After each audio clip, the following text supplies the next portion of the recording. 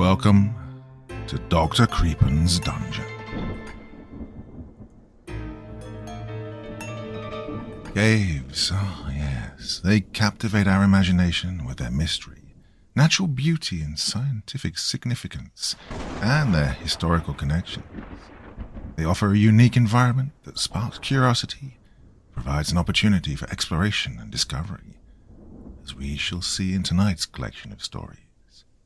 Now, as ever, before we begin, a word of caution. Tonight's stories may contain strong language, as well as descriptions of violence and horrific imagery. That sounds like your kind of thing. Then let's begin. The girl in the cave. I'm sending this to you, dear Lucas, before it's too late. You knew what this holiday was supposed to be. A crossroads where I could truly embrace adulthood. I told you I was going to propose to Lara. As you know, we traveled to Greece with Lara's college roommate Tina and her boyfriend Costas. Tina's family owns a house in the mountains. She invited us to stay there for 2 weeks. I'd told Tina and Costas about my plans as well. We were going to wait and surprise Lara. But now, it's too late. These past days have proven to be seminal, but not in the way I anticipated. I fear we walked into a nightmare. Deep below us, a nameless blasphemy has awoken. It's still outside, calling for me, and I know now I cannot escape. What follows is my account of our stay in this godforsaken place. I'm going to tell you what I saw as I saw it. All of it is true. I stared out of the car window, my eyes bright with awe. The Pindus Mountain stretched out before me.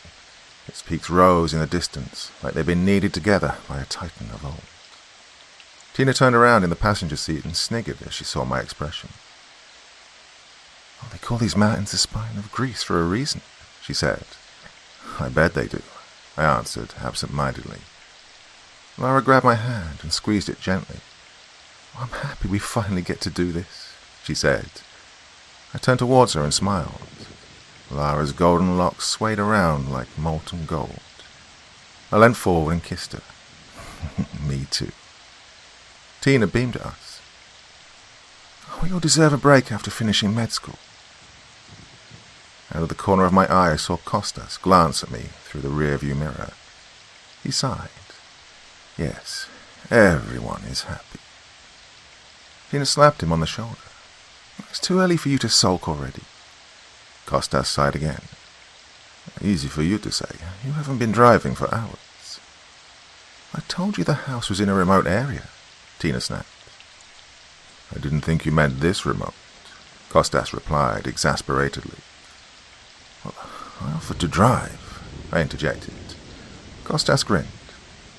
"No offense, Adam, but I'd rather walk up these mountains than have you drive me." Tina and Lara nodded their heads in agreement. "Fine," I said. "Whatever." "How much longer, Tina?" Lara asked. "About 2 hours." Costas groaned. "Don't be so grumpy," Tina said playfully. "Besides, I'm sure this region has enough creepy crawlers to keep a brave entomologist like you interested." Costas smirked. "The house belonged to your grandparents, right?" Lara continued. Tina nodded her head. "Well, actually, it's been in my family for generations. I used to spend my summers there as a child, but since my parents left Greece, it's fallen into disuse. My mum only decided to renovate it a couple of years ago, and since then we've rented it out to tourists. Well, admittedly, it's a little inaccessible. Only one way in and one way out, but the nature's sublime. Anyways, my mum made sure the house is stocked up on enough food and drink." "Perfect," Lara said, and beamed at me. I returned a smile. After almost 2 hours of climbing up mountains, we reached a narrow bridge extending over a deep ravine. Costas stared at the old bridge. "Charming," he muttered. Tina shot him a dirty look. Costas carefully maneuvered the car over the bridge. I looked out of the window only to see the steep drop of the ravine. It sent a shiver down my back. A little inaccessible had been mildly put. 15 more minutes, Tina exclaimed excitedly. We drove up the last section of the mountain through a dense forest. Dark clouds loomed in the distance. I think there's a storm coming, I said. Tina shrugged. No, we'll be fine. That night a fierce storm did sweep over us. The wind howled as the rain crashed against the house. It made me restless. I was falling in and out of sleep. Then, around 5 a.m., the ground began to shake. An earthquake. It wasn't violent, but enough to stir me awake. I looked at Lara lying next to me in a deep sleep, undisturbed by the noise outside. I stayed in bed for a couple more hours, but sleep eluded me. Around 8 a.m., I got up and walked downstairs. In the living room, I hovered around a shotgun, which was mounted against the wall. I knew this was meant to hunt waterfowl. As a child, my granddad had often taken me dunk hunting and taught me how to use guns like the one before me. Tina and Costas walked through the front door. Costas's face looked gloomy. The bridge collapsed, he said when he saw me. What? We couldn't sleep, so we went for a walk, Tina said. Did you feel the earthquake? I nodded. We went to check out if there was any damage, Tina continued. The earthquake must have knocked loose some boulders which fell on the bridge and destroyed it.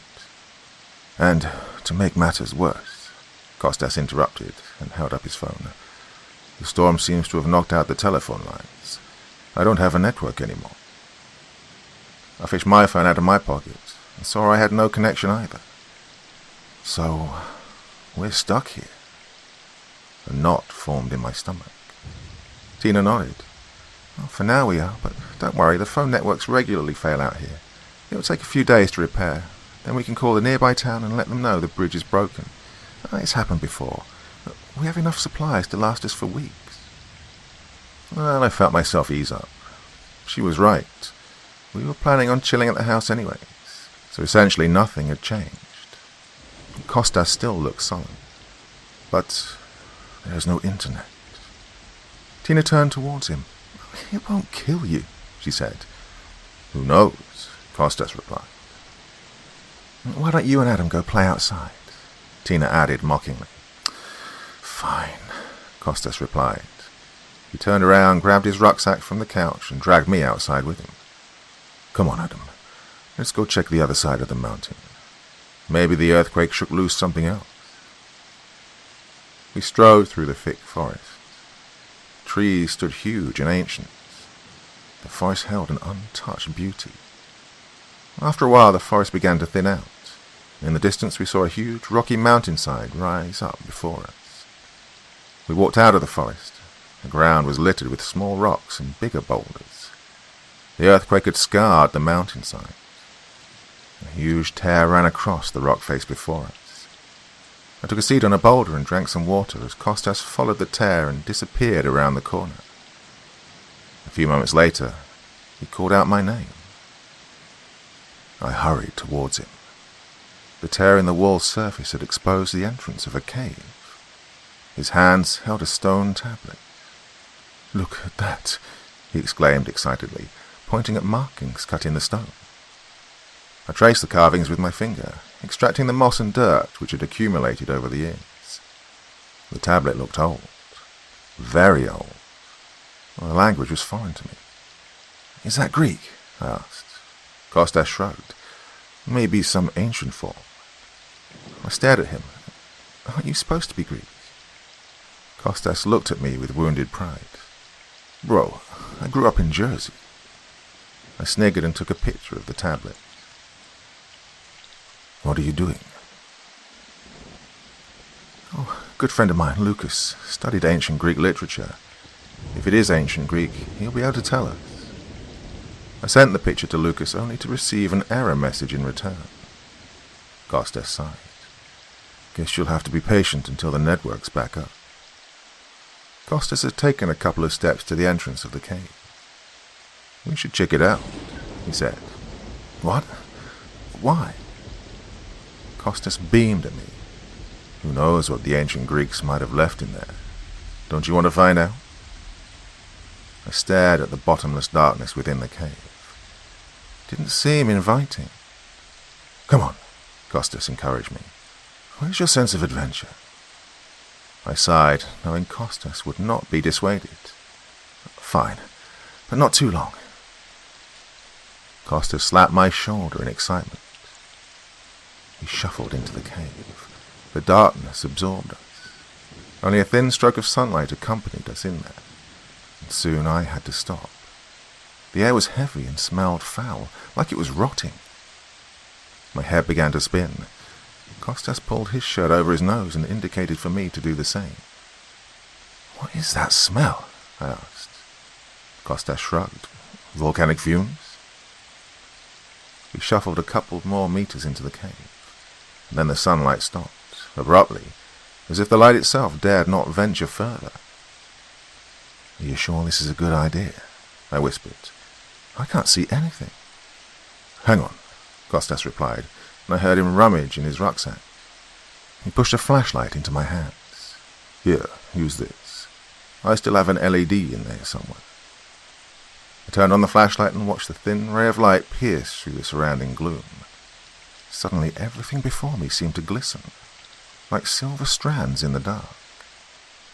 I held out my arm and walked forwards. My hand connected with something sticky. It felt like dried glue. "Oh, here it is," Costas exclaimed. I heard him press a button, and after a brief moment of buzzing, the LED light turned on, illuminating our surroundings. I yelled and fell backwards. The shiny silver strands were webs.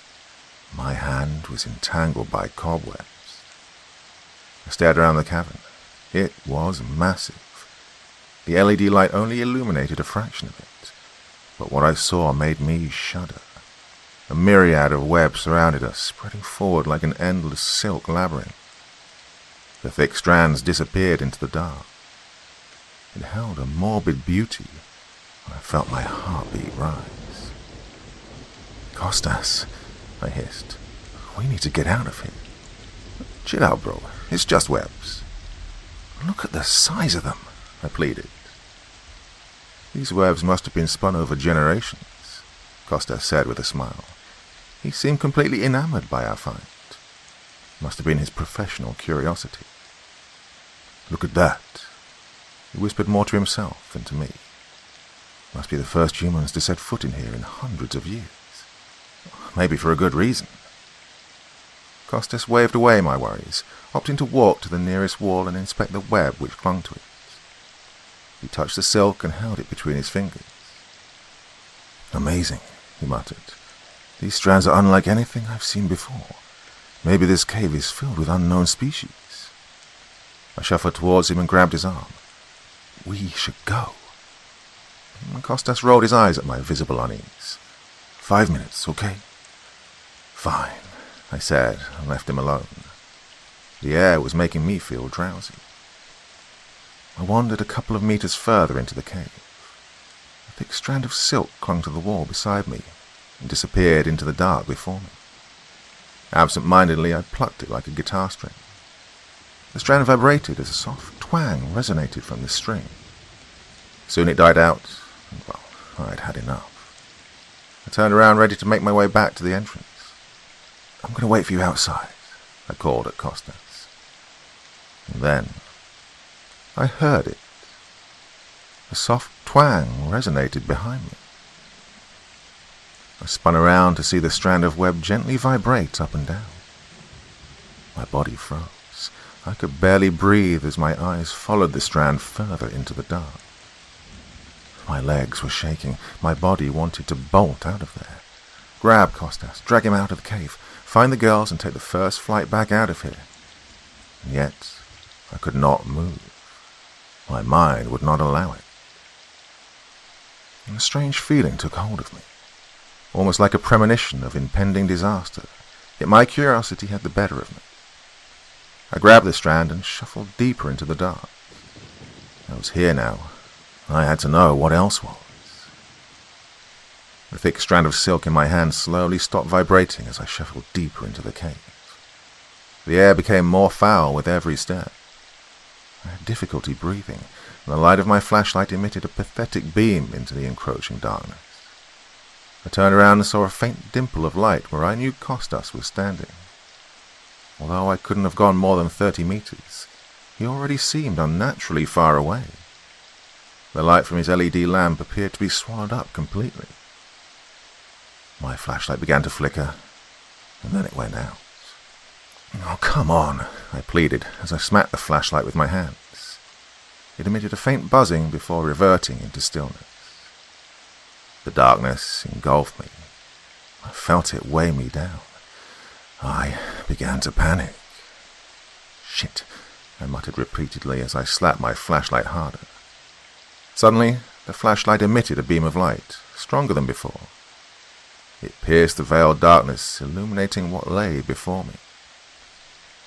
My body froze as I witnessed the colossal abomination hanging in its web in front of me, its body a vast mass of bulbous malignancy. The creature's scabby legs sprouted in every direction and disappeared into the surrounding darkness. A greasy coat of long hairs covered them. Its coat was of such a deep shade of black it seemingly absorbed all the light from my torch. Many eyes focused on mine. A terrible hunger radiated out of them. I could barely breathe. A silent wail escaped my lips. I felt my heart pound in my chest, almost as if it wanted to burst from my body. Then the black mass lurched forwards. Two enormous fangs snapped above my face as it slobbered over me. A hideous stench burned my nostrils. The flashlight fell out of my hands as I stumbled backwards. Then I was running. I moved with an urgency I'd never felt before. I wanted to shout at Costas, but nothing escaped my throat. I darted through the dark until I saw him. Without offering any explanation, I grabbed his arm and yanked him with me. "Hey!" he exclaimed. "What's the matter with you?" I turned around ready to shout at him, but I lost my footing and fell to the ground hard. I must have passed out for a moment because when I opened my eyes, I was outside of the cave, Costas hovering above me, looking worried. "Thank God," he said, visibly worried. "You really had me scared for a moment." My body jerked forwards. The image of the creature crashed over me. I grabbed Costas' shoulder and began to stammer, unable to find the words. "Adam," Costas said, "are you all right, buddy? You look really pale." "Yes, something down there. I saw something." "Well, of course there are things down there. Who do you imagine spun those webs?" "Shut up," I yelled. Costas fell silent. "There's something else down there. I saw it. I saw a monster." Costas smirked. "Adam, buddy, it's the air in the cave. The low oxygen content's messing with your brain. You shouldn't have gone deeper inside without a mask. That, and you hit your head pretty badly." "I know what I saw." Costas threw his hands up apologetically. Okay, he said. "You don't believe me?" Costas turned to me with a smile. "Well, I guess there's only one way to find out." Costas fished out 2 walkie-talkies from his bag and tossed one to me. He also threw me some band-aids and pointed at my head. "You should fix that." I touched my head and winced. I felt blood. "Right, you stay here," Costas said. "I'll go check it out." "Don't!" "Enough, Adam." Costas silenced me. Before I could protest any further, he disappeared into the cave. I didn't want to let him go alone, yet my body refused to follow. I felt like a coward, and the minutes crept by as I paced up and down the entrance trying to rationalize what I had seen. My train of thought was interrupted by static from my walkie-talkie as Costas' voice became audible. "I found something. Did you see it?" "No," Costas replied, unable to mask the irritation in his voice. "I found something else." "What?" "Hold on. I'm coming back." The static cut off. I felt nauseated. Soon after I heard Costas' footsteps bounce off the cave walls. Then the contours of his body became visible. He held something in his arms. Then, as he stepped into the light, I saw that his arms held the body of a young, naked woman. My mouth fell open in shock. I found her deeper inside the cave, in the direction you disappeared in. I didn't understand. How could I have missed her? Costas placed her on the floor. The woman's eyes were only half open. She seemed to drift in and out of consciousness. Costas began to rummage in his bag. I stared at the woman. She appeared little more than a girl. She looked frail and weakened. Her lips cracked and chafed, her body emaciated. Her skin was pale, almost translucent. It stood in dark contrast with the dark matted hair which draped down her back. Her bones protruded from her skin. Her eyes had sunk deep in their hollow sockets. Her pupils were dark, almost completely black, yet something lingered deep inside them, like the last embers of a fire. She looked skeletal.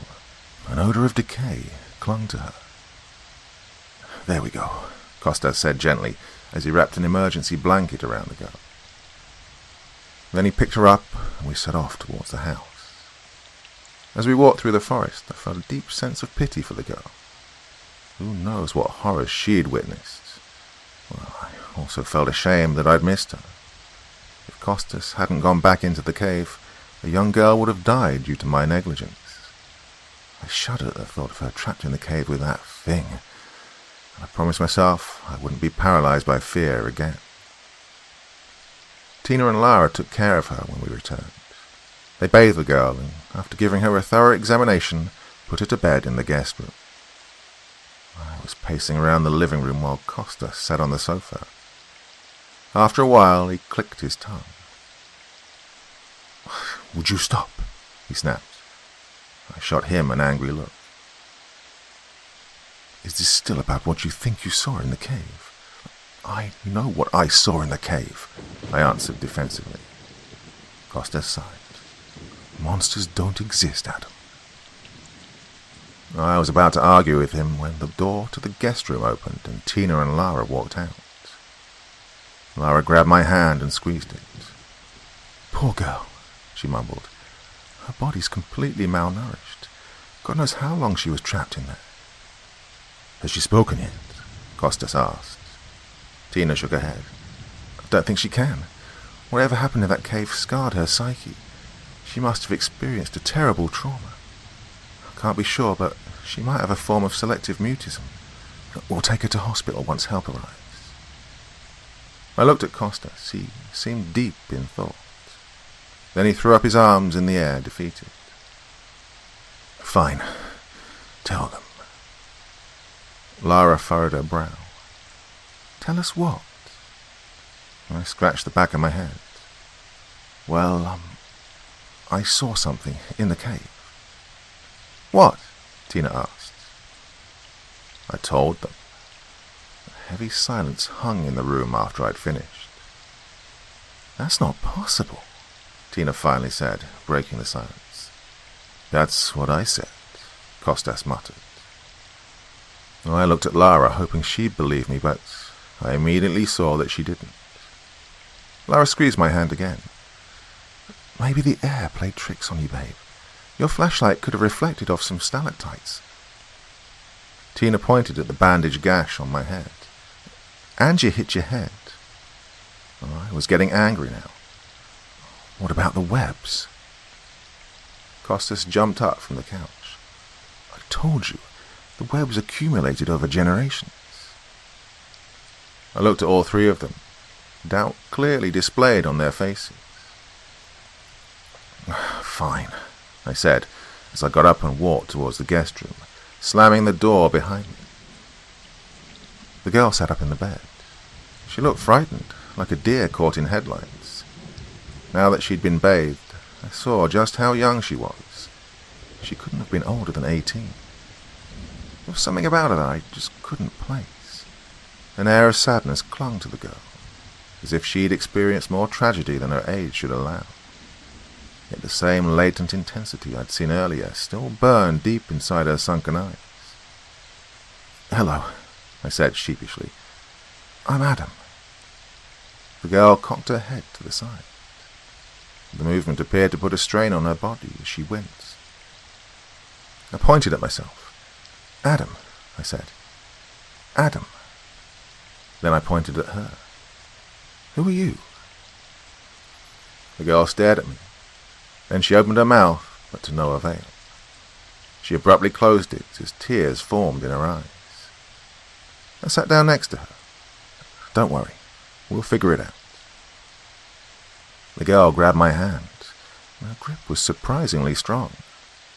Then she slowly drifted into a deep sleep.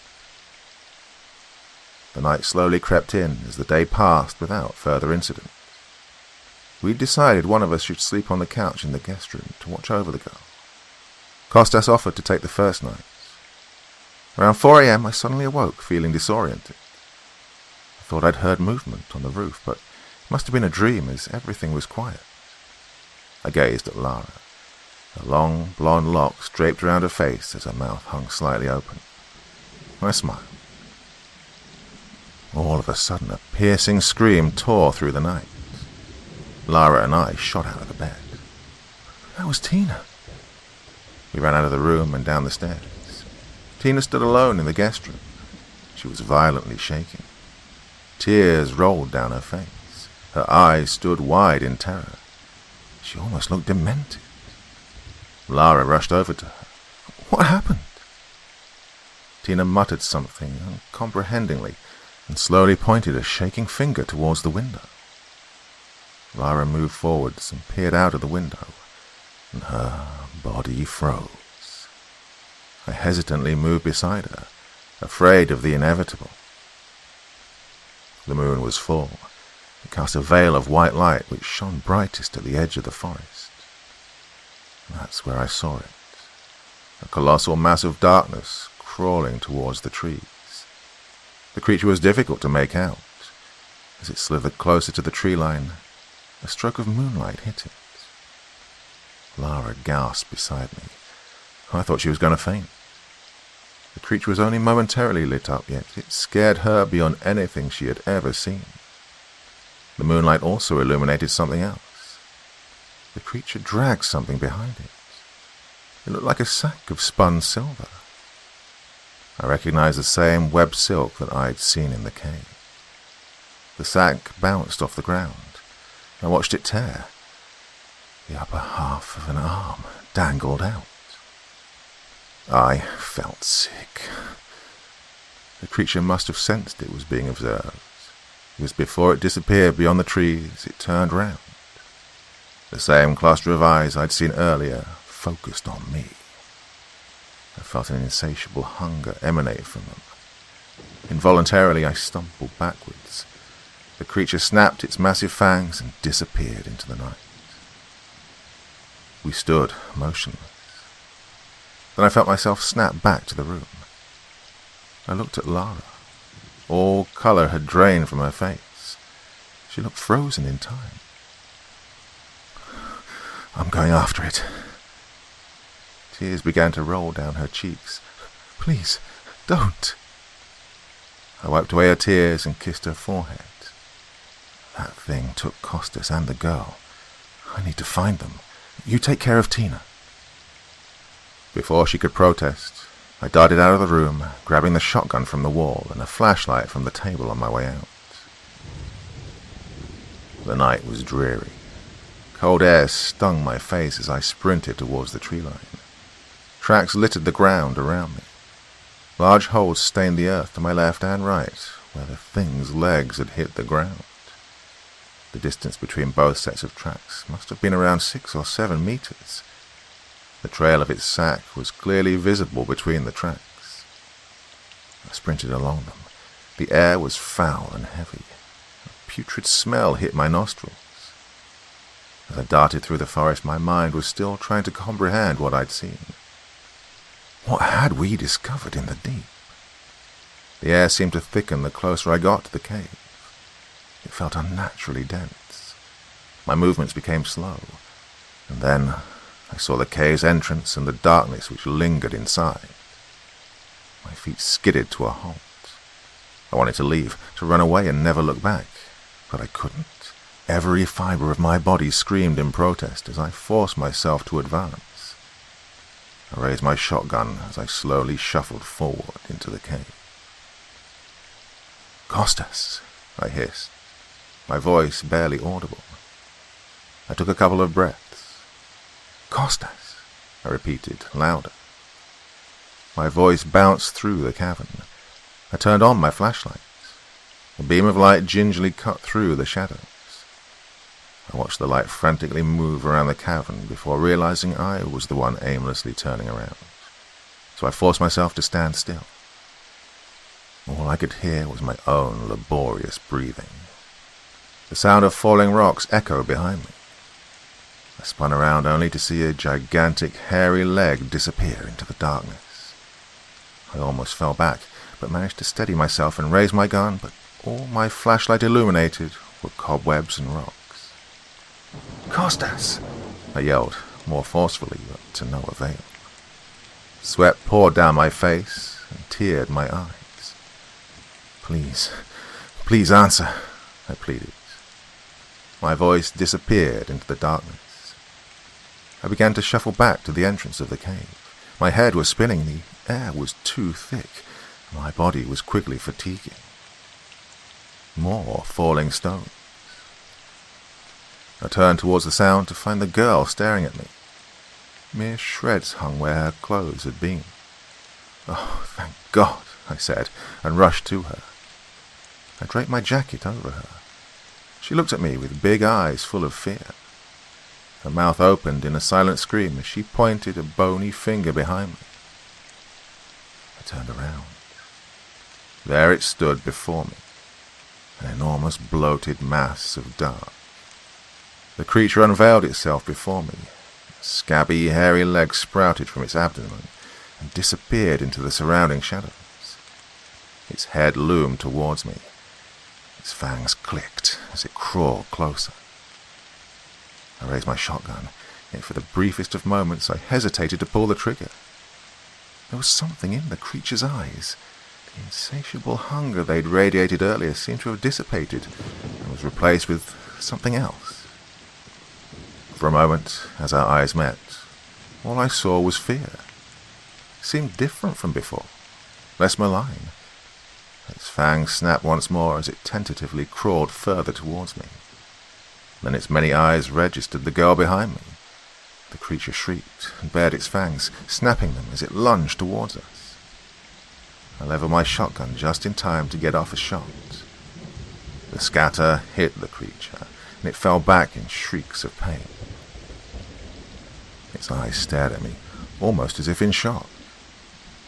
I raised the shotgun once more, ready to end it, but before I could squeeze the trigger, the black mass before me swept its legs. A spray of rubble hit me and pushed me to the floor. Instantly, I scrambled back to my feet and turned towards the creature, but it had disappeared. My flashlight once again only illuminated thick cobwebs. They sparkled like silver as I frantically turned around, ready to shoot. The creature was gone. It must have retreated further into the cave. I turned towards the girl. She was cowering in the corner. Her body shivered almost uncontrollably. "It's okay," I said as I grabbed her hand, "but we need to go." I pulled her to her feet and dragged her to the entrance, all the while holding my shotgun aimed into the cave in case the creature returned. Once we'd reached the entrance to the cave and stepped into the sunrise, I turned towards the girl. The tremor in her body had subsided. Now that we'd escaped the cave, she looked more composed. I grabbed her hand. "Where's the other man?" I asked. She looked at me with big doe eyes. "Where is Costas?" As I said his name, tears began to stream down her cheeks. She fell into my arms and sobbed uncontrollably, and I felt her body go limp and she passed out. The strain of the ordeal must have taken its toll. I lifted her up in my arms and walked back towards the house, staring at the girl. Again, I found myself wondering what she'd been through. What was her connection to the creature? What was going on here? Endless questions drowned my mind. As I stared at the girl, I couldn't help but realize she looked considerably better than the previous day. Tina and Lara had washed and fed her last night, Yet that couldn't have drastically improved her like this. Her body had lost its emaciated appearance. She no longer looked like skin stretched over a skeleton.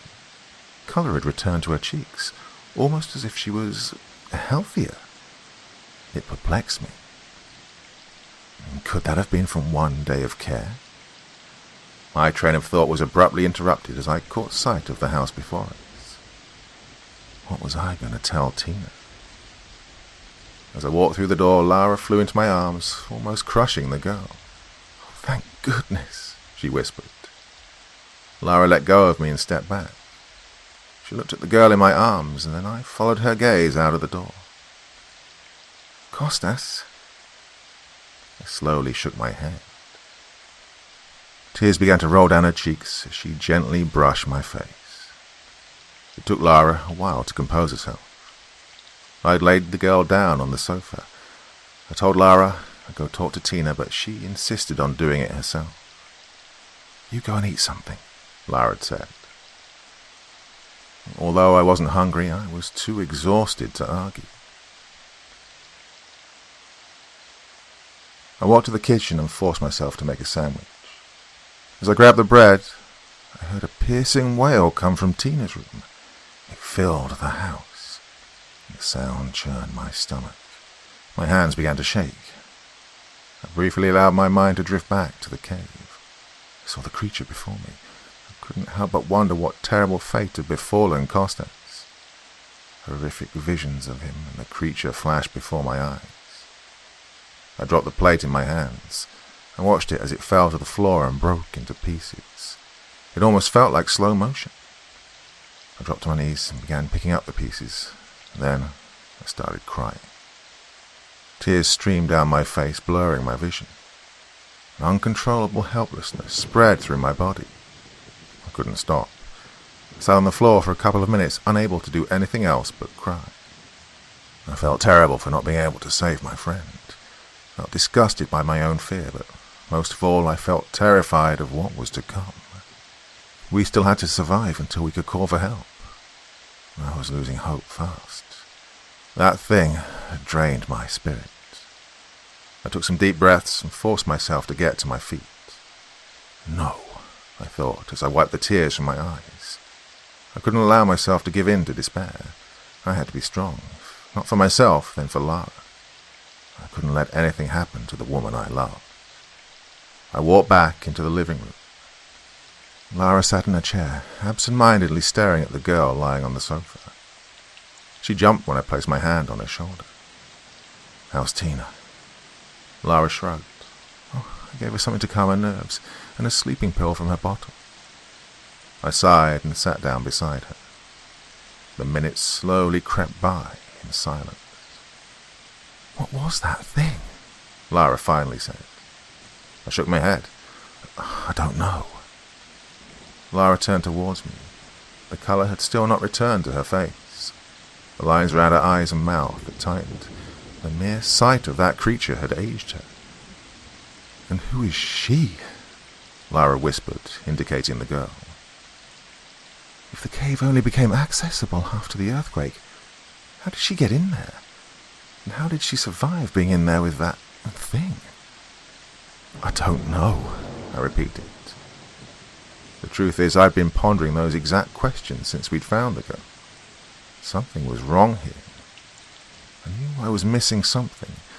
I just couldn't see it yet. The rest of the day passed in relative silence. Lara spent most of it sitting in Tina's room, while I spent most of it sitting in the living room with the girl. Every once in a while I had an overwhelming desire to go to Lara and hold her in my arms to comfort her, but I couldn't muster the strength to do so. There was a restlessness that I just could not shake. Both Tina and the girl woke up sporadically to eat or drink, only to then fall back into their sleep. The sun had begun to set when I next saw Tina. I was deep in thought when I noticed the door of her room opening. She stepped out and walked into the living room. She looked disheveled and frail, yet a silent determination burned within her eyes. I hurriedly got to my feet. I'm sorry," I began. She silenced me with a wave of her arm. "Don't," she said, her voice hoarse. There's nothing you could have done. It was that thing. Deep hate suddenly emanated from her eyes. That thing took him. It's to blame for this. I opened my mouth and closed it, unable to find the words. Tina's eyes flashed towards the girl on the sofa. Poor girl, she whispered. What horrors must she have gone through? Then her eyes fixated back on me. I want that thing dead. Do you understand? I want to kill it. I shuddered at the notion of facing off with the creature once more, but I nodded at Tina. A sigh of relief escaped her lips. Thank you, she muttered, and returned to her room. A couple of moments later, Lara appeared. She looked better. Some of the colour had returned to her face. She walked over to me and grabbed my hand. She gently placed her head against my shoulder. She's asleep. Whatever you said helped her. I looked as the sun set out of the window. Given what had happened the previous night, it stood reason that if the creature would return to the house, it would come at night. I'm going to take watch during the night. Lara broke away from me. I felt her body shake. You think it'll come back tonight? I don't know, I answered. But if it does, I want to be prepared. I've shot the creature before. I know it can be hurt. An uneasiness crept back into Lara's face. I wanted to say something, but words escaped me. Instead, I nodded towards the girl on the sofa. It's probably best if we put her in bed with Tina. Lara nodded absent-mindedly.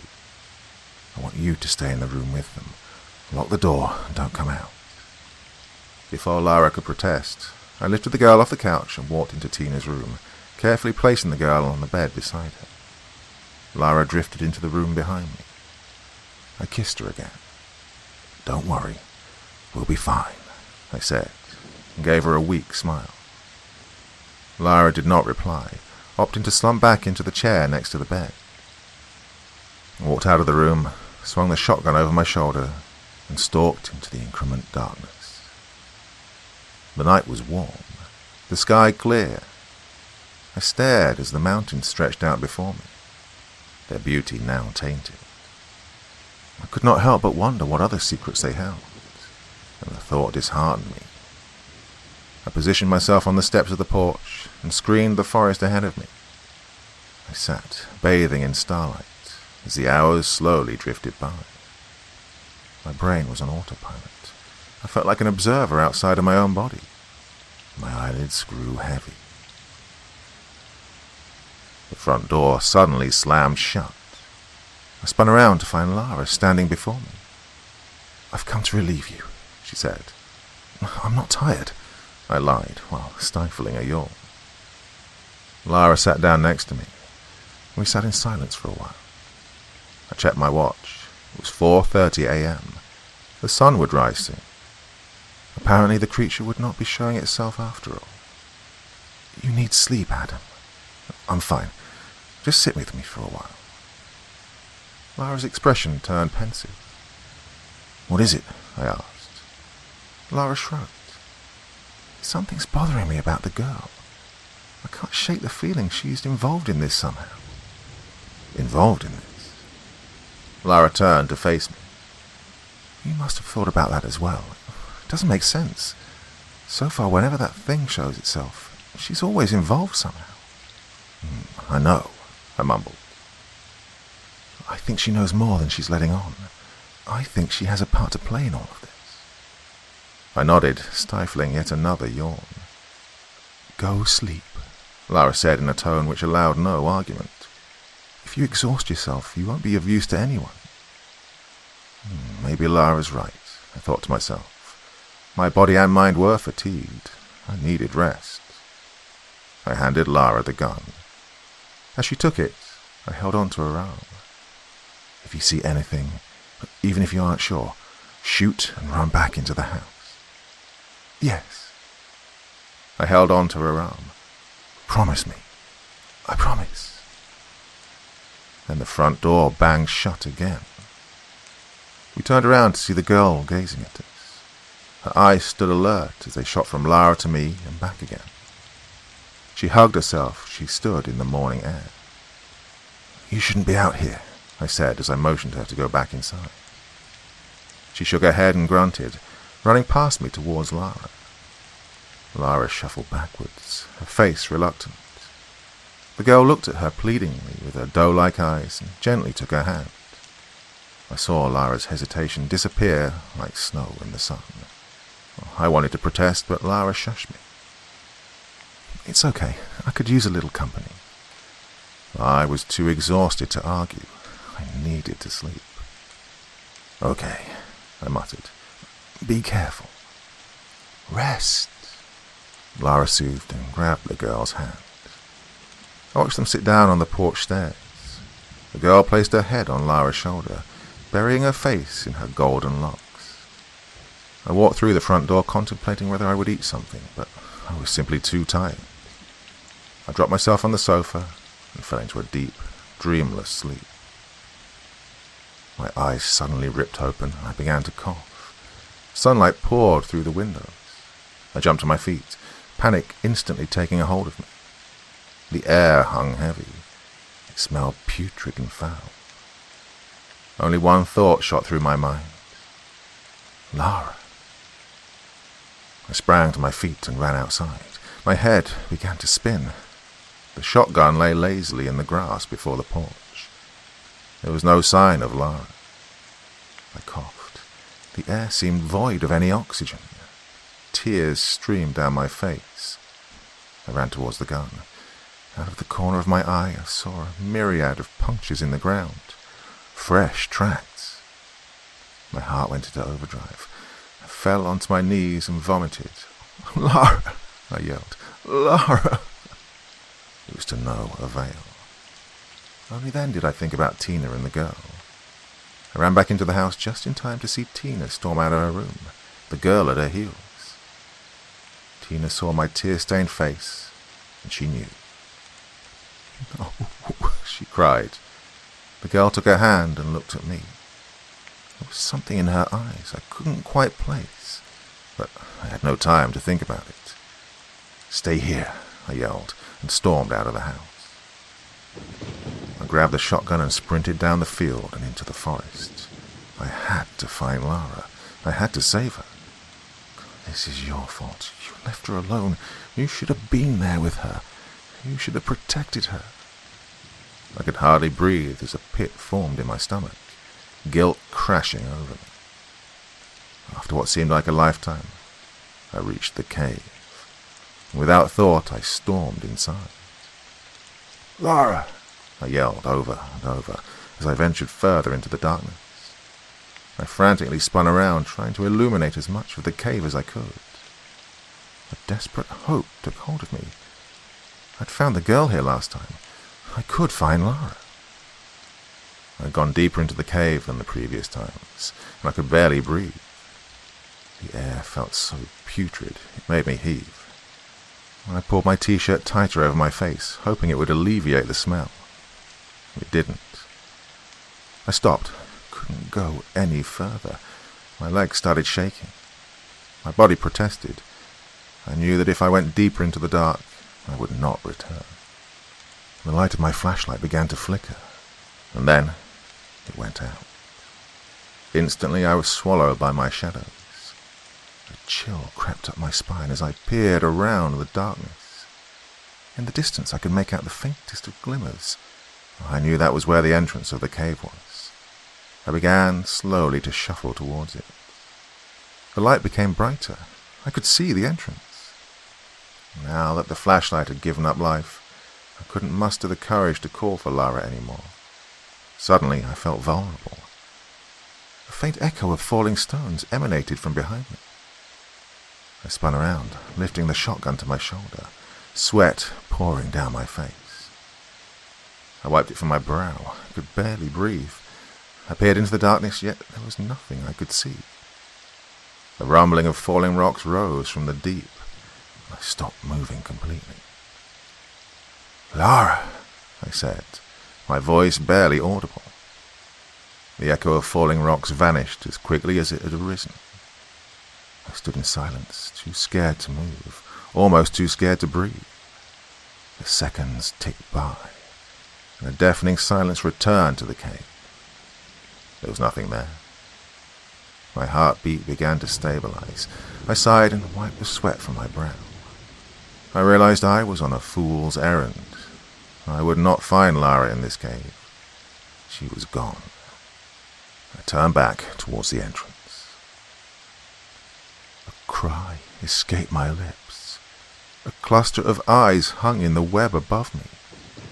A faint light reflected in them. They all focused on me as if in recognition. I raised my shotgun, but a huge black leg swept the gun out of my hands. I fell backwards onto the floor. The creature dropped from the webs and landed on the floor with a loud thud, its fangs snapping at me. I crawled in the direction my gun had fallen. My arms flailed wildly around the dark, cold floor. My fingers brushed the butt of the gun, but before I could grab it, two hairy legs pinned my shoulders to the ground. The creature hung above me. Its massive head hovered over mine. Its fangs snapped. The sound vibrated through the cave. I felt saliva drop from its mouth onto my face. My eyes widened in fear. My body felt paralyzed by sheer panic. Desperately, I reached out to the shotgun. My fingers brushed the butt once more. With desperate strength, I managed to pull the gun close enough so that my hand could take a hold of it. The creature's eyes drilled into mine. Once again, I thought I saw a deep sense of helplessness reside within them. They seemed so familiar. The creature's fangs snapped, and more saliva dripped onto my face. My heart felt like it was about to explode. I gripped the butt as tight as I could. With a last assimilation of strength, I raised the gun and shot at the hairy legs. The creature shrieked as its legs burst into pieces. Having lost its balance, the creature let go of my shoulders and fell to its left. Without thinking, I scrambled to my feet and bolted towards the entrance. I heard the creature shriek in the darkness, but it didn't seem to be following me. Cobwebs latched onto me from all sides, but I felt the adrenaline surge through my body. I pushed through the silky webs and finally burst into the morning sunlight. I fell to my knees, greedily gulping in the air. Tears poured out of my eyes as a bout of hysterical laughter burst from my lips. Then I felt bile rise up my esophagus, and I vomited again. I crawled to my feet and grabbed the gun. The temporary euphoria I'd felt disappeared instantly. It was replaced by a feeling of loss so overwhelming, I can't put it into words. I had lost Lara. She was gone. I began to walk back to the house, my mind absent of any thought. My heart felt like a maelstrom. All I could do was force my feet to keep on moving. The trees around me were basking in morning light, yet I found no comfort in its beauty. I was absent from my surroundings. I didn't notice the black mass moving through the trees beside me. Then I registered the movement out of the corner of my eye. There it stood. A swarm of eyes drilled into mine. I stood motionless. My heart sank as it dawned on me. There were more of them. For a moment, I welcomed the notion of death. It somehow seemed comforting. I couldn't bear the thought of living without Lara. I couldn't muster the strength to go on. The creature clacked its fangs again, but stayed where it was. Instead of attacking me, it bowed forward so that we were on eye level. The creature seemed different. It was smaller in stature and its coat lighter, blonder almost. The creature held my gaze, its eyes wide and gentle. There was something strangely familiar about them. I stood, perplexed, unable to comprehend the being before me. It seemed almost amicable. Suddenly my mind flooded with images of Lara. A searing anger took hold of me. I would never see her again. These things had robbed her from me. Before my mind registered my body's movements, I had raised my shotgun towards the creature's head and pulled the trigger. The creature shrieked in agony as part of its head exploded. An unintelligible mass of pain filled the forest. Its cries tore through me. I couldn't stand it. I raised my gun once more. As I stared down the barrel, my eyes met the creature's gaze, its remaining eyes brimming with sadness and pain. I felt tears form in my eyes, yet I couldn't understand their purpose. I felt confused, and the creature sensed it. It softly clicked its fangs and gently crawled towards me.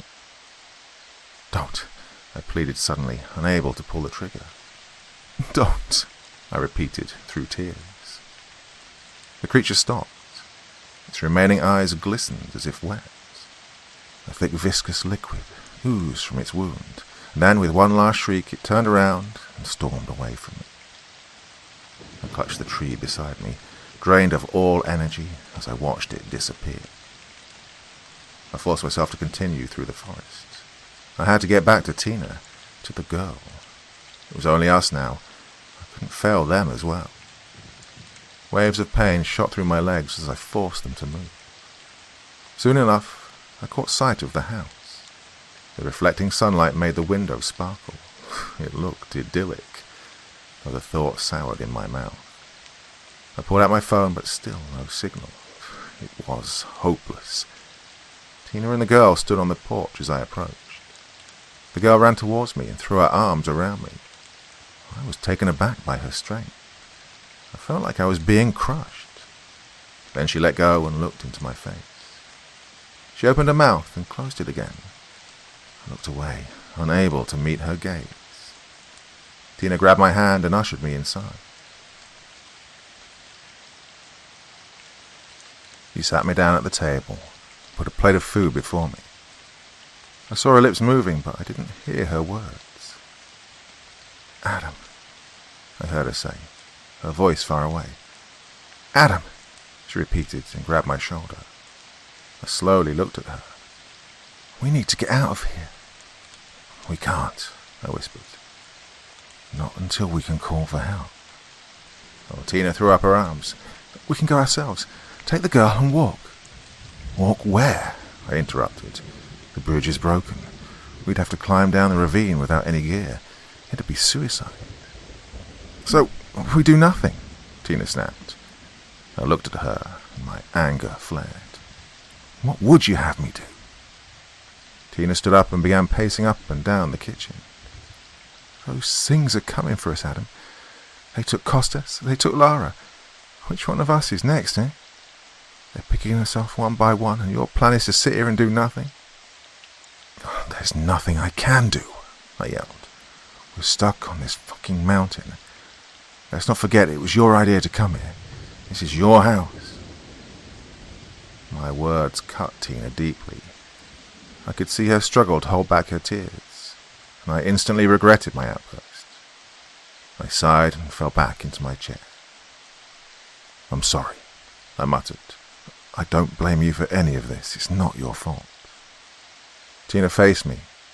A silent fury rose in her eyes. "I know this was my idea, Adam. I'll have to live with this for the rest of my life, if we even survive." "Tina!" I wanted to grab her hand, but she slapped me away. "Don't touch me," she said coolly, and walked out of the room. The girl had stood motionless in the corner of the kitchen, attentively observing our exchange. "What?" I said annoyedly as our eyes met. I stood up and walked back into the living room, opting to lie down on the sofa. My eyes grew heavy. I felt exhausted both emotionally and physically. Yet I knew I couldn't sleep. For all my mixed feelings, I knew I had to protect Tina and the girl as best I could. I licked my lips. They felt chaffed. Then, as if on cue, the girl walked into the living room carrying a glass of water. "Thank you," I said appreciatively. "I'm sorry for what I said earlier." The girl stood motionless and stared at me. Her expression was hard. She must have sensed that I'd hurt Tina. I gave her an appraising look.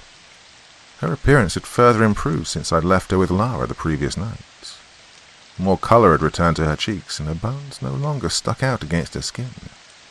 Her hair flowed like a waterfall, and she seemed to glow.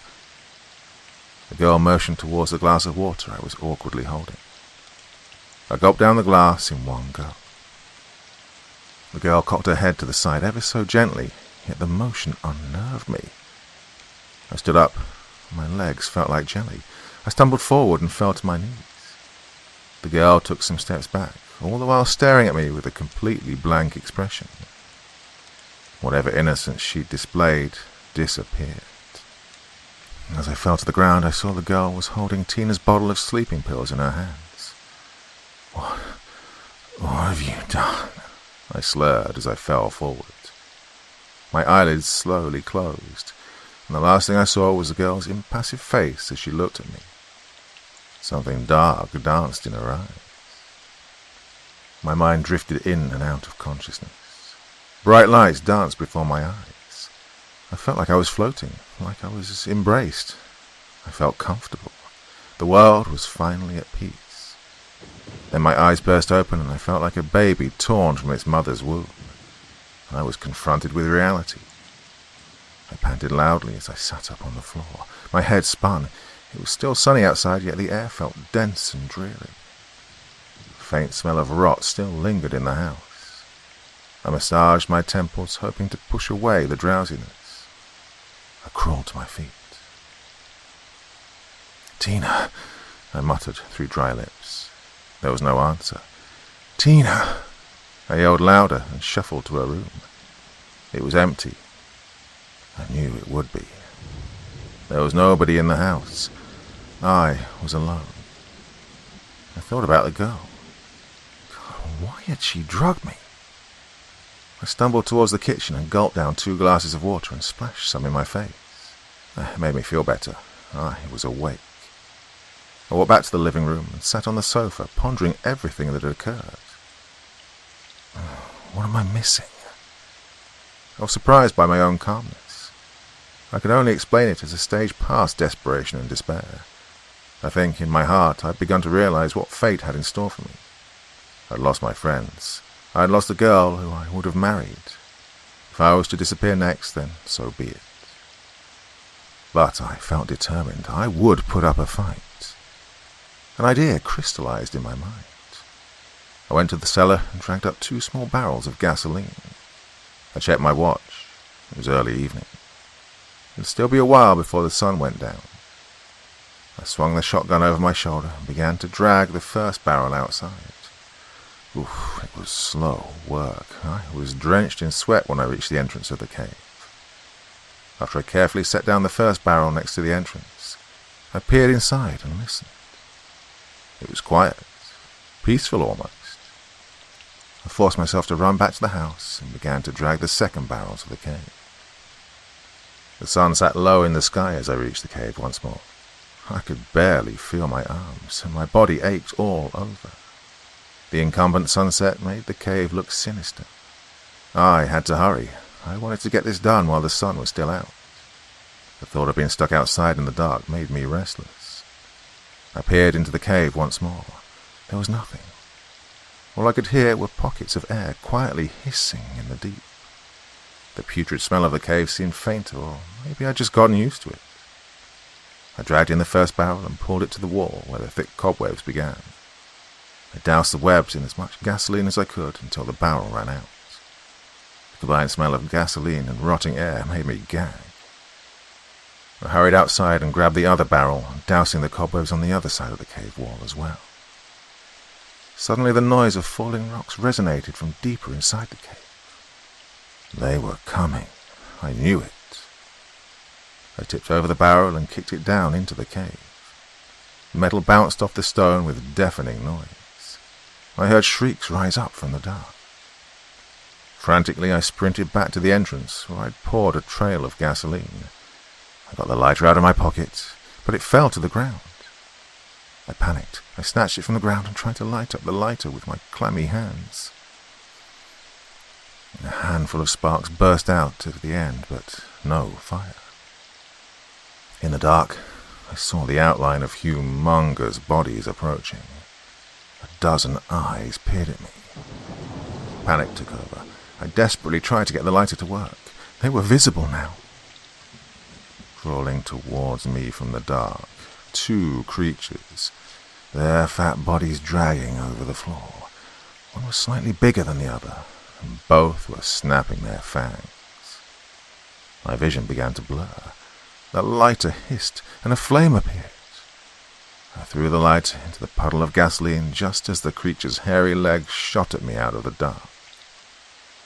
Too late. Fire burst from the ground. I fell back on the floor. The hair on the creature's legs singed. I saw fear dispelled from their eyes as they crawled back to escape the fire. By now the fire had reached the cobwebs and a huge inferno took hold. It lit up the whole cave. I put my hands in front of my face. The heat was unbearable. With every passing second, the fire engulfed more of the cave, and the creatures shrieked as they sunk back into the darkness in a desperate attempt to escape the flames. I could see their bodies engulfed by fire. Their screams of desperation turned into wails of pain. Their bodies violently convulsed as they retreated further into the dark. I stumbled further back. The smoke was stinging my eyes. I coughed. My lips felt cracked and my throat was dry. I could still hear them. Their agony rose out of the deep. The concoction of pain and suffering pierced the air. I turned away from the noise, my body shaking. Then the shrieks of suffering turned into wails of agony so intense I could not shake the thought that it sounded human. Suddenly a deep rumbling rose out of the dark. Small stones began to fall, then bigger ones. The earth began to shake as the cave collapsed. Its ancient cobwebs must have held the cave together somehow. With a deafening bang which seemed to last for minutes, the ground shook as the cave collapsed. Huge boulders fell in front of the exit, cutting off the entrance permanently. I covered my face as a cloud of dust swept up before me. And then it was over. Everything was quiet. A feeling of elation rose up inside of me. I'd done it. I had ended the nightmare. I was certain the 2 creatures in the cave could not have survived that inferno. I was also convinced that the other creature, which I'd shot in the forest, would succumb to its wounds. But the feeling of elation dissipated as quickly as it had arisen. It was not over yet. The girl was still out there. Her role in this horror still eluded me. From the beginning, she'd been at the center of it all. But how was she connected to those things? I shook my head, frustrated at not being able to figure it out. I had to find her. She had played a role in the disappearances of Costas, Lara, and Tina. The girl had to atone for what she had done, for what she had taken from me. I briefly wondered whether I'd be able to kill her. The thought made me nauseous, and I quickly pushed it out of my mind. I was no murderer. I could never kill another human. Lost in thought, I paid no attention to the path I was taking. I found myself deep inside the forest. I turned around, ready to go back in the direction from which I'd come, when I stopped. An ominous sense of foreboding plagued me. I noticed the dirt before me now was stained by blood. Its trail turned to my right. I felt my heartbeat rise. I felt compelled to follow this trail. I knew I had to. After about 5 minutes, I stepped into a little clearing. A body lay in its middle. Golden hair sparkled in the evening sun. The shotgun fell out of my hands. My body turned cold as I hovered forwards. My ears began to ring. My head felt like it was going to split open. I knew I must have been crying out in pain. I felt the vibrations coming from my mouth, yet I couldn't hear them. Once I reached the body, I fell to my knees. Lara was dead. I hesitantly put my arms around her and lifted her from the long grass. I fell back in panic. Half of her face was gone. Her head had been blown apart. Almost half was missing. I stood frozen, staring at the blood and tissue dripping from her head. Then I violently vomited. I closed my eyes and looked away, desperate to forget this image of Lara, and yet I knew I never would. It's etched in my brain for eternity. I thought about who could do such a thing. And then something passed through my mind. One small thought which made my body shake with pain. No, I thought. That's not possible.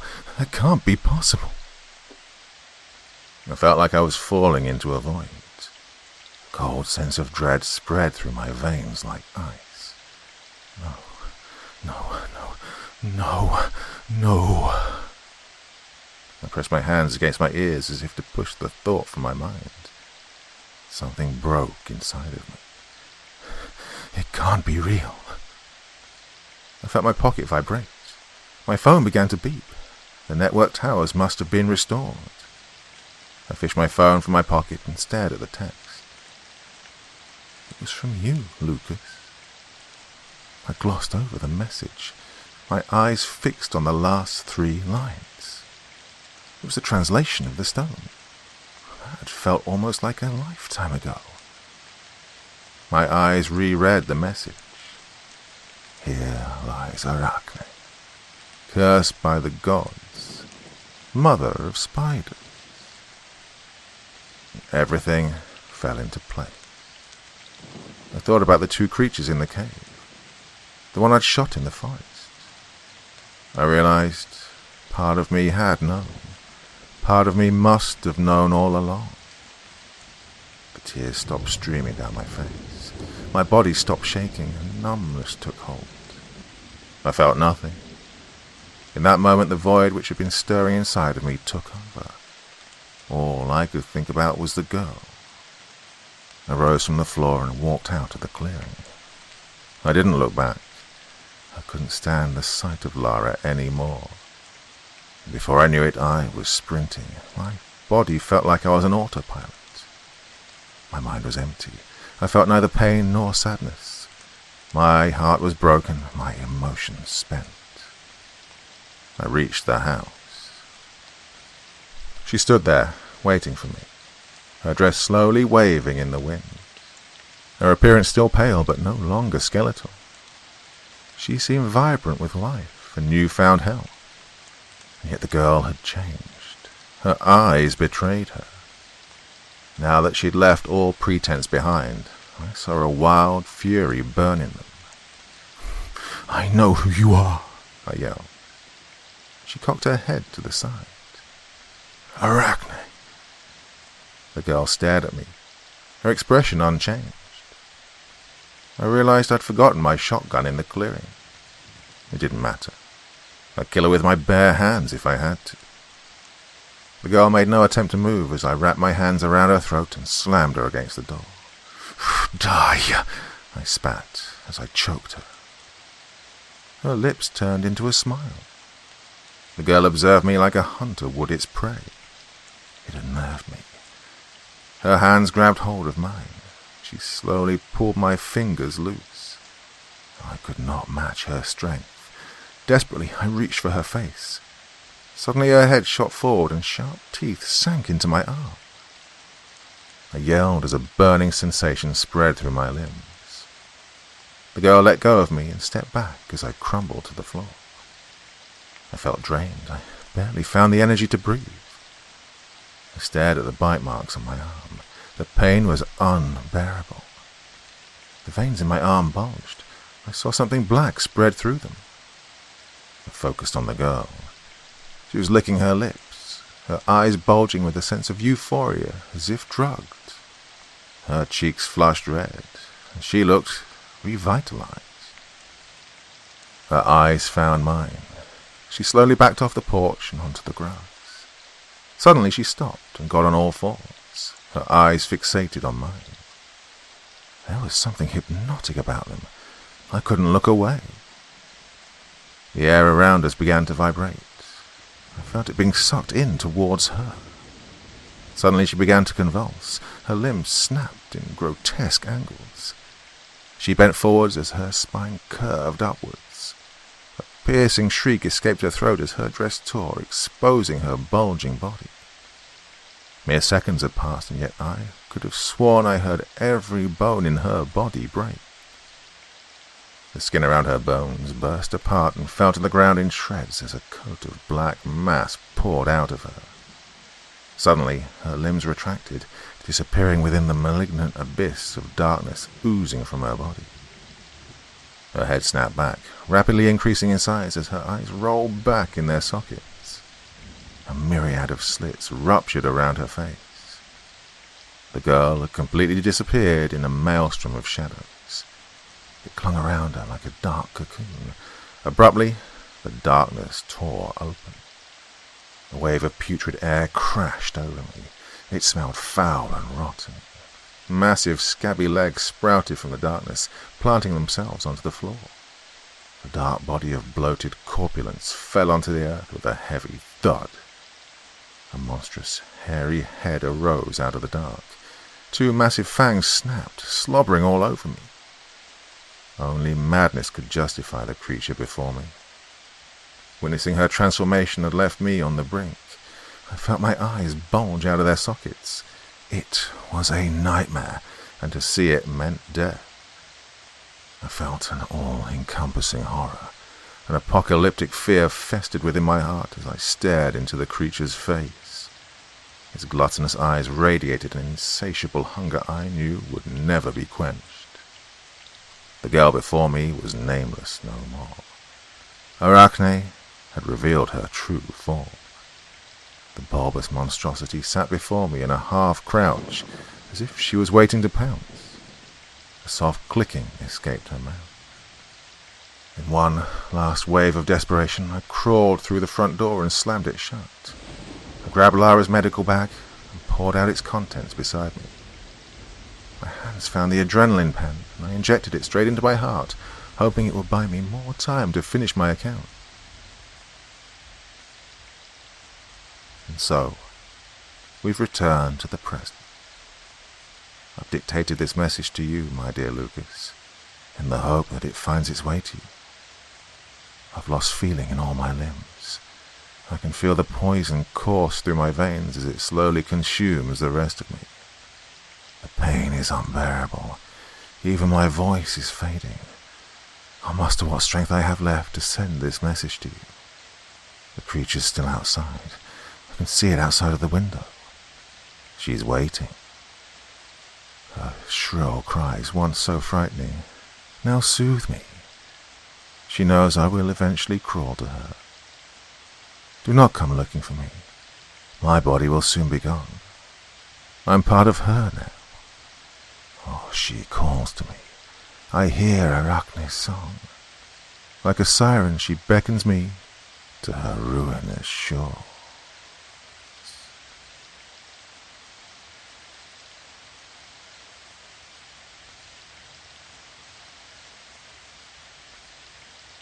There's something lurking in the caves of Mexico. For the morning is bliss, the afternoon's a charm, and evening's a delight. Be wary of what comes after, for the night is unforgiving and often a murderer in disguise. Journal found in the redigging of the Yucatan Peninsula cave systems. 18.8067 degrees north. 89.3985 degrees west. Steady temperature, 25 degrees centigrade maintained. 345 meters from inception. Steep descent. June 20th, 1985. Visibility is getting exceedingly low after the first vantage point. Brittle limestone covers the precipice. Headlamps and spotlights flicker violently across some extreme locations from our initial starting point. Thermal scanners prove futile across the same unidentified areas. We're hovering around closely on the edges of our initial point. The only problem palpable is low visibility due to some kind of nebulous fog sojourning around the edges.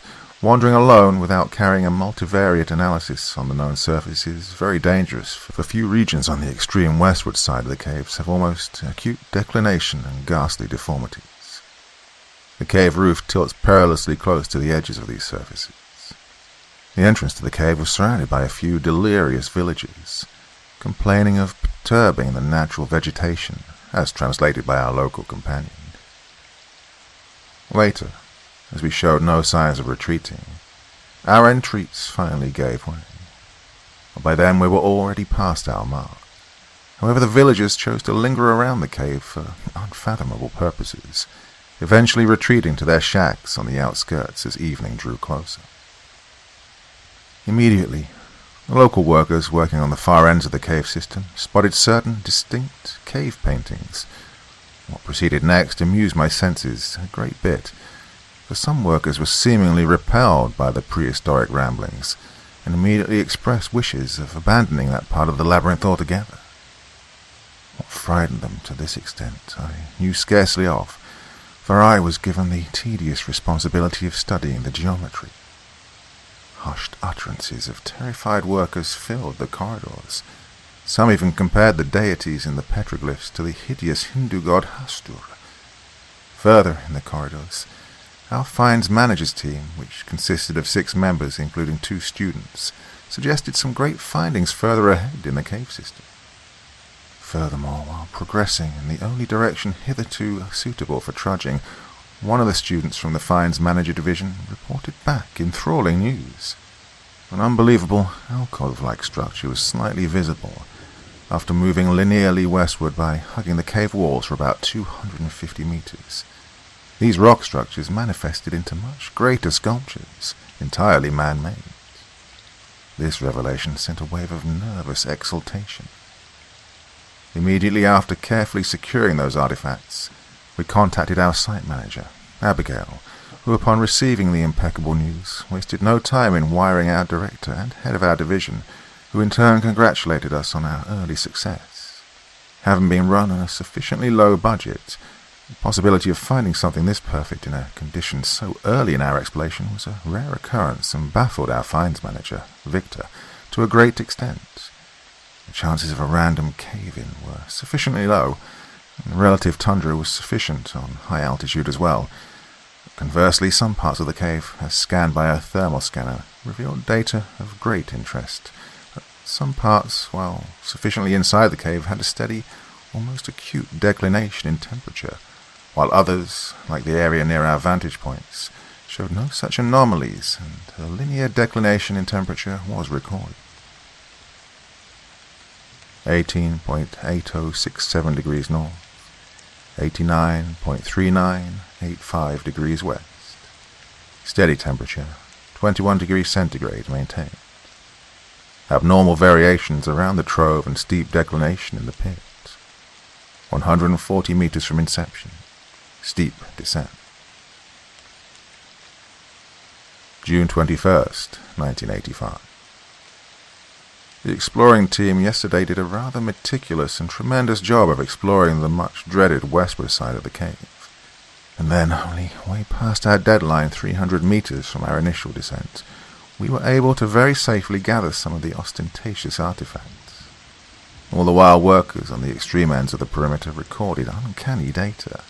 For a lichen-like substance, extremely slippery, and emanating a putrid smell, adhered to the adjoining walls of the cave and much of the surface, making walking nearly impossible and a much dangerous task. Precarious and rather intelligent rock structures on the far ends of the corridor were immediately identified and secured by workers. However, great precision and precaution had to be taken due to the alarmingly ponderous nature of the artifacts. As of the initial condition of the artifact, we were left wondering in awe for their conditions. The seemingly ebony structures were impeccable. Not a case of mechanical erosion had affected, and the impact of rolling or weathered erosion was absent throughout. Like everything, the same gelatinous, slimy molds covered the entire region of the walls near the sepulchre, and much of the artifacts. Only a prolonged treatment of the various materials and structures plagued by the unidentified sticky gelatinous substance was needed in the laboratory. The presence of any kind of salt was rather astoundingly low, and this meant a low amount of salt crystal formation. Even today, some village folks gathered on the entrance to our dig sites, but left much earlier. Of their intention I have no clue of. After only a steady ascension of around 90 meters further westward, the limestone stalagmites got dangerously close and were distinctly visible. Some organic materials similar to the ones around the initial trove covered the precipice as well, and was only identified when one of the heavier materials dropped without any prior notice on Steekman's headgear. Careful investigation of the slimy mold gives us the idea of some kind of animal excreta, preferably mammals, for these placental creatures hovering around in limestone caves are a common occurrence. The only concern projected by Gavin, the geoarchaeology manager of our division, pointed out of the low visibility, for visibility reduced drastically after 30 feet above us. Such darkness was impenetrable and rendered our 120-watt headlamps useless. Workers working in the far ends of the cave now started complaining vehemently of a noxious smell emanating from the queer sepulchre and from the great abyss. All the while, some other workers of our division complained of the same slimy, mold-like organic material dripping from the cave's precipice as well, while some even complained of a nauseating smell arising from the stone sculptures. Others reported strange radiance and heat coming from the same sepulchre which harboured most of our miniature findings. After a careful thermal scan of the abhorred stop, as termed by some men of ours in extreme delirium, after even reporting seeing some voluntary movement in the miniature statues, interesting details were recorded. The mouldy, gelatinous-like materials covering the entire range of the cave walls on the west side before the steep descent itself radiated some sort of intense heat radiation. Long presence beside the alcove and the trove put some of our men, as well as the village folks, to extreme fatigue, and some even complained of nausea. Local workers from the surrounding villages spoke in hushed speech no more, and presented their contempt in some foreign languages in sheer unison. Henceforth the dreaded miniature statue of the seemingly strikingly similar looking as of the abhorred Hindu deity Hastur, as exclaimed by one of the more timid students from our find manager's team. It was abandoned not only by the village folks, but even workers from our division had discarded it, for standing a trifle close to the portent aroused nausea, according to them. Of this I cannot vouch, for their fear alone induced a feeling of obnoxious uneasiness and guaranteed an appreciable distance from the supposed spectre. Now we must begin the fearful descent. Fearful not because I dread, but fearful because some men from both our division as well as some of the village folks repeat dreadfully of some accursed legend in the dank abyss that we must never set foot in. It is down there. We must make findings which will enhance our erudition. It is down there that our real discovery awaits, in the dank corridors of this eon-lost, centuries-sealed and eon-forgotten cave system. Today we must shun those who are delirious, fearful, or even skeptical, for we are only but a trifle away from unearthing a culture vastly forgotten and buried under 1,000 years of weathered storm.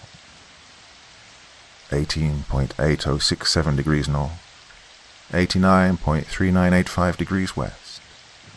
Temperature unknown. Can't figure out anything else. Mental state is in doldrums. June 22nd, 1985. Fear is the mother of morals. Bear in mind closely that it is only the further cave-ins that I suspect and fear, and neither the groaning of that nameless entity, nameless for I have only a little recollection and knowledge of that, and nor do the wailings of my own crew members deter or even frighten me. In our mad pursuit of the historic may God forbade us, for we displayed such dumbness and folly, and stupidity, I would not like to wish even upon my nemesis. Bear in mind a singular thing more, for even in my mad dash toward the inner sanctum of this cave, where I now reside so blissfully aware of my imminent demise, I did not see any actual horror save for those eyes. Hundreds of them, even more, oh God, those eyes. We witnessed those at the inception of our excavation, but such blinding faith and under a prosaic spell of the dreary job, were we ever to take something so spectral of a thing into account? God, you can see these horrid eyes now, leering down at me, mocking me. The cave bellows in laughter, in a response to my own. A stupid I would say, stupid thing to do, to further enrage a person wholly drowned in its own seas of visual horrors in his brain, has to subject him to. I would now like to think of the village folks who joined in our blasphemous venture. For what? I can now understand their furtiveness when around those slimy materials, and when around the hideous figurine of the Hindu deity Hasti. They were the first to descend, and the first to ascend. Such random and timely dismantling of a cave, may God forbid, shall not occur to any. The reason for the dismantling I have no clue of. I am still unable to comprehend such a disastrous consequence, for very securely and tediously we had begun our descent, and it is with utmost security we began walking on the hideous surface. But first, I'm not sure.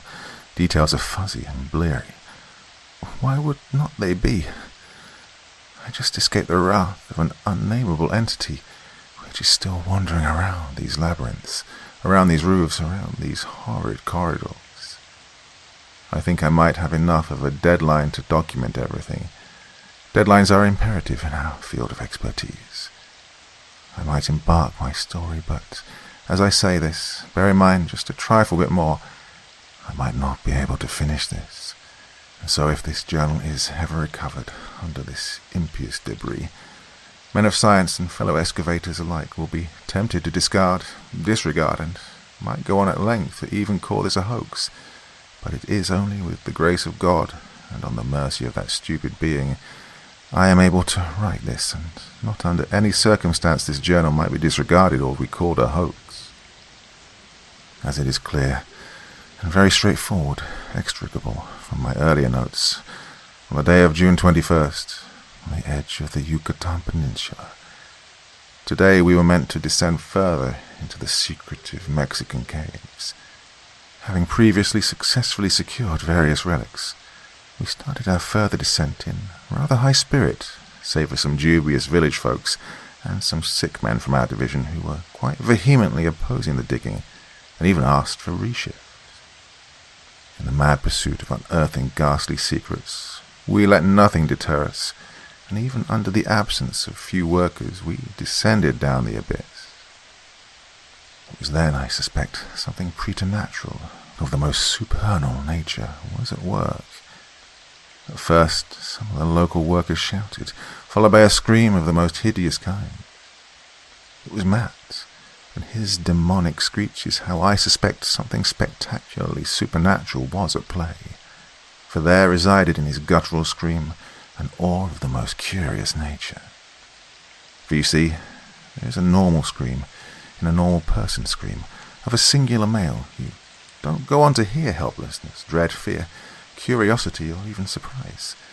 No, but in that unnatural moment of panic, again I say, I wasn't subjected to any visual horror until the very end. But once I feared the worst, only a singular question reverberated in my mind. How did this happen?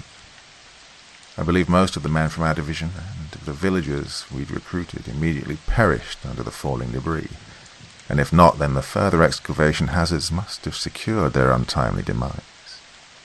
At some points I even heard metallic clanks, curious thuds on metallic pipes, steel plates falling, and then silence. The sound of settling debris and the complex haze of confusion, fear, stupidity, humor, yes, even humor. I wouldn't want to lie, would I? Why would I? It will only be suitable if I tell everything as it was and without any touch of mystery or exaggeration. The whole of the front portion of the cave descended down upon us. I'm not sure of any survivors, but in the distance beneath gravel, dirt and debris, I can hear screams, but I can sense astonishment in their speech as well. Only this was enough to deter me from even going beyond that hindrance, beyond that wall of debris. Note that if I was built like the Lord himself, or even had some supernatural powers of my own, even then I would have floundered in front of those gigantic boulders covering my exit. And even then to climb the steep wall would have been a drudgerous task in itself.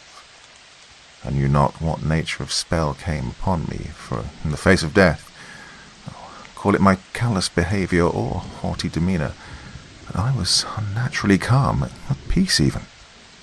What propelled me through that abyss furthermore, into those hideous points away from our work area, into these dismal corridors of death, is anyone's guess. But to say I escaped unscathed, was unharmed, would be a lie. From fear or from delicate wounds oozing a dangerous amount of blood from my head, I'm not sure exactly what caused me to faint, for it was as sudden and quick as the collapse of our dig site. Sleep came as a deliverance, if only for a jiff, but in that merciful period of time floating betwixt maddening labyrinths of my transient days, I sought out many wonders. Under a moonless sky, and in the vast, unfathomable plains of sheer nothingness, I met a singular deity, of whom I can describe with just visions and no lore, and only that ensued respite from my unending fright, and nothing more. How would you deny the subconscious? Yes, the subconscious mind. How would you deny it? How would you deny the unceasing urge to explore what further these damp corridors held within them, even when some inexplicable sound, as of some ancient monstrosity, as in under unspeakable pain, was scarcely audible, the type of sound one wouldn't expect in a cave, shunned of for 1,001 years? Well, I found it impossible to deny the perpetual urge to seek what these dank caverns held, what they hid. For death was imminent, and the only way to seek merciful oblivion. First, I must tell you of the paintings that I saw. I like to believe that it was only the half-luminescence of the flashlight and half-shadow of my own body which fell upon those paintings, and made them appear even more hideous, for you see, in my several years of being an archaeologist, only once before had I felt extreme terror. Only once, you see. Even then I was in the merciful company of my fellow observers. But what I saw there was a complex mixture, a disproportionate compound of everything that's unwelcome, unwholesome, and ghastly. What are these paintings but only a reflection of the culture, only a reflection of their dreams and their thoughts? From what I've gathered from the innumerable accounts I've read, of the numerous books I've galloped through in my years of erudition, only scarcely have I witnessed paintings depicting true fear, unadulterated terror. From what I saw, I could only derive this singular conclusion. Years ago, I'm quite unsure about it, for in a normal chain of events, uranium-thorium dating would have been conducted on these specimens, as well as these rocks, to find out the exact age. But this cave art, I believe, must go as far as 24,000 years old. In the very first of these prehistoric arts that I stumbled upon, it was all but a representation of a ritual altar inside similar-looking caves. Not much queer. Further up the cave wall, another one of these petroglyphs showed what must have been some kind of enormous mammal, but its entire anatomy. Oh, I'm not in a position to derive conclusions from these paintings. Queer was its entire structure, though, for although its enormous size, its wings, as in the art, was of even greater stature. Its shape was very uncanny, cloud-like, and it was levitating. An animal or a bird I can't quite fathom, but irrespective of its class, how was it to float with such gigantic body proportion? This was a deeply ponderous subject. Its lower body was all but a terrifying example of evolution, for instead of legs, there were numerous tentacles projected out of its lower body. Of its intelligence I had little clue of. What bothered me the most at first was what I believed to be a misrepresentation of the creature's eyes. There were hundreds of those maddening eyes, leering straight down at those helpless people. Hundreds of them, yes, hundreds of those eyes. Even thousands, I'm not quite sure, for I said the visibility was getting alarmingly low. Even then the painting wasn't carried out in much detail. Further, as I sauntered on the precarious ledge, now blissfully aware of certain things, more of those harrowing paintings came into view. In some, I swear I thought I even saw wanderers bearing striking similarities to us. No headlamps and bodden gears with them, of course. whilst in some the monstrosity was being worshipped, whilst in some of the arts the figures seemed to defend themselves, throwing pebbles, javelins, but what are these tidbits to a deranged monster like that? At length I found myself standing across another spectacular find, which fellow researchers and archaeologists like me would have been tempted to explore. So here I am, exempting the tempting details of the find, but now I know what forbade our own workers from working near those figurines. Vile, organic liquid covered the entire surface. And at once I found myself uttering curses of unfathomable origins. I'm not talking out of my wits here, for you must see I even remember our coordinates. I remember every detail of our trip. It's not that I'm going insane or I'm even mildly hallucinating, but believe me when I say that this liquid was some sort of excreta, saliva at best, not human, emanating such an odious smell I have little doubt over its origin. Only further ahead on the cave path, the ominous reality choked my neck, strangled my breaths, and only further ahead on the cave path is the reason I forbade anyone from re-digging on this land of nebulous horror. Further, as I walk through the squalid floor, once again I would like to remind you I'm not under any kind of stupor. Neither I was then nor am I now suffering from any drug-induced hallucination. There, without any delay, I would like to say what I found was the extremity of what is hideous, unpleasant, and unbelievable. Unbelievable at most, at best. At first I checked my nerves. Yes, I did. For sometimes high blood pressure or excessive anxiety, I believe, can induce hallucination as well. No abnormalities there. I feel no shame in dictating what I did next. The last straw which sent me running down to where I am now. In a dream I raced back through the same precarious ledges which I earlier crossed with such perseverance. Better to fall and perish than to suffer endlessly in a cloud of persistent dread. Only if God showed any kind of mercy, I would have perished there and then. The reasonable of you are free to reason with my statement and comment on my shameful course of a run. Say that I might be overthinking or running parallel with my anxiety. But to say my reaction was anything but involuntarily will of course not do it justice. I found myself standing over an abyssal pit, common in these kinds of caves, and the sound of that monstrosity, the baying, was the loudest there, and the smell was suffocating. What bothered me was the sheer stature of the pit, and the colossal width. Even that's justifiable under lack of proper measuring tools and other instruments. As I've said already numerous times, visibility was low, so it could have been some sort of wicked illusion. But even it is not that which at first confused me and then sent me racing like a mad hound. No. There, as I looked into the pit with my flashlight, tiny orb-like things reflected back the light. At first, I thought to flee for an altogether different reason. Bats. For I thought bats, for some peculiar reason, instead of the cave roofs, decided to settle on the pit, but only a singular oddity erased every merciful assumption my deranged mind had to offer. They all blinked simultaneously, in sheer unison, unanimously. They all blinked. There, as once again I fixated my gaze on the queer abyss, it lit up. Through hundreds of orbs. At first it seemed like orbs, then I applied the vestiges of sanity left in me, just like flashes of tube lights, flashlights even. It blinked again, thousands of flashes at once, like eyes. It blinked, yes, it blinked like eyes. Eyes. The paintings, the creature in those hideous paintings, the baying and the saliva all around me. This cave. Is it a cave? Or is it... Once again the cave erupted with what I can only comprehend as laughter. Plain laughter erupted in the whole of that confined space. an inhuman laughter of the most animalistic kind, mocking a very distinct human emotion. Happiness.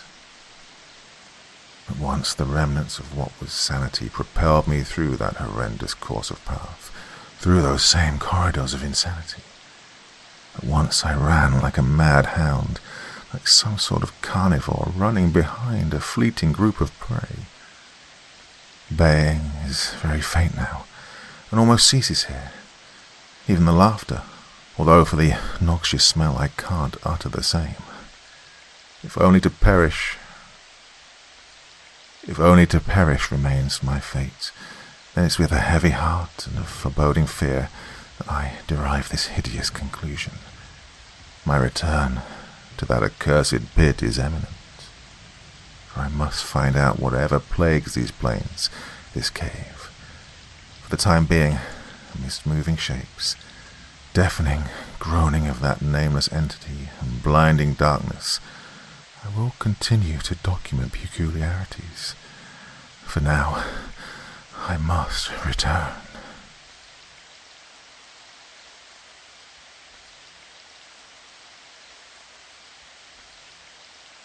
I decided to write this for a few reasons. One, to honor my fallen comrades. Well, to be perfectly honest, I didn't actually see them die. Either way, their bodies now belong to the cave people, albeit dead or alive. And two, because the world needs to know they exist. Of course it says that we discovered, but I suppose it's only I who's found them, since it was just me who survived the onslaught. That is to say that no one else escaped, well, that I know of. It had always been a childhood dream of mine to go further in than any man alive. Ever since I learned about it as a child, I had wanted to explore the entire cave. To put things into perspective, experts have estimated the cave to be over 1,000 miles long. So far, only 400 miles or so has been mapped out. Its nickname is the Limestone Labyrinth. An apt description, if you ask me. There's also 200 other caves that have disconnected or broken off from the main, the self-made structure. To say that Mammoth Cave is intimidating may just be the understatement of the century. My name is Joe, and I'm known as the endless thrill-seeker in my town. A local hero? You can hardly say that. Growing up in the backwoods of Kentucky, I've naturally become an experienced woodsman who spent many years in the great outdoors. Hunting, fishing, camping, rappelling, mountain climbing, free-falling and cave diving.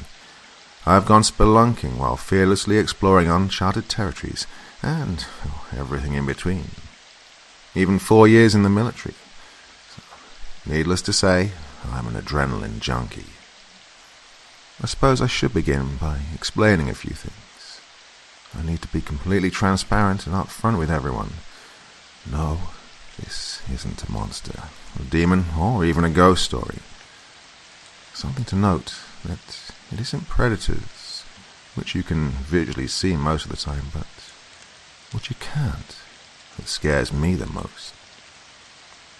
Not only the darkness in these massive underground endless tunnels and caves, but also fear of the unknown. It's one thing to see a wolf or a bear. I can deal with that.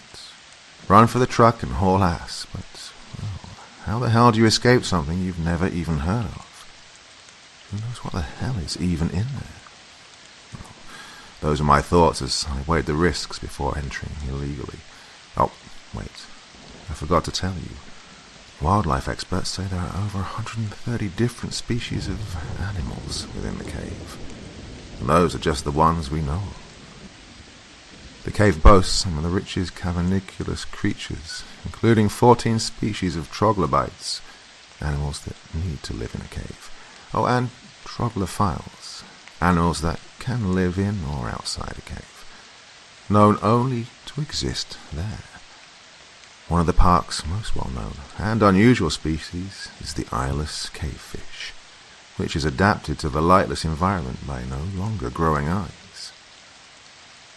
The cave system of Mammoth Cave National Park began to form more than 280 million years ago, The earth rose and twisted, and allowed water to erode the rock into the current cave system.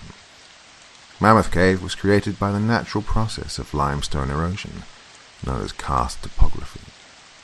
During this process, rain and rivers slowly dissolve and shape soft limestone, creating a vast system of caves.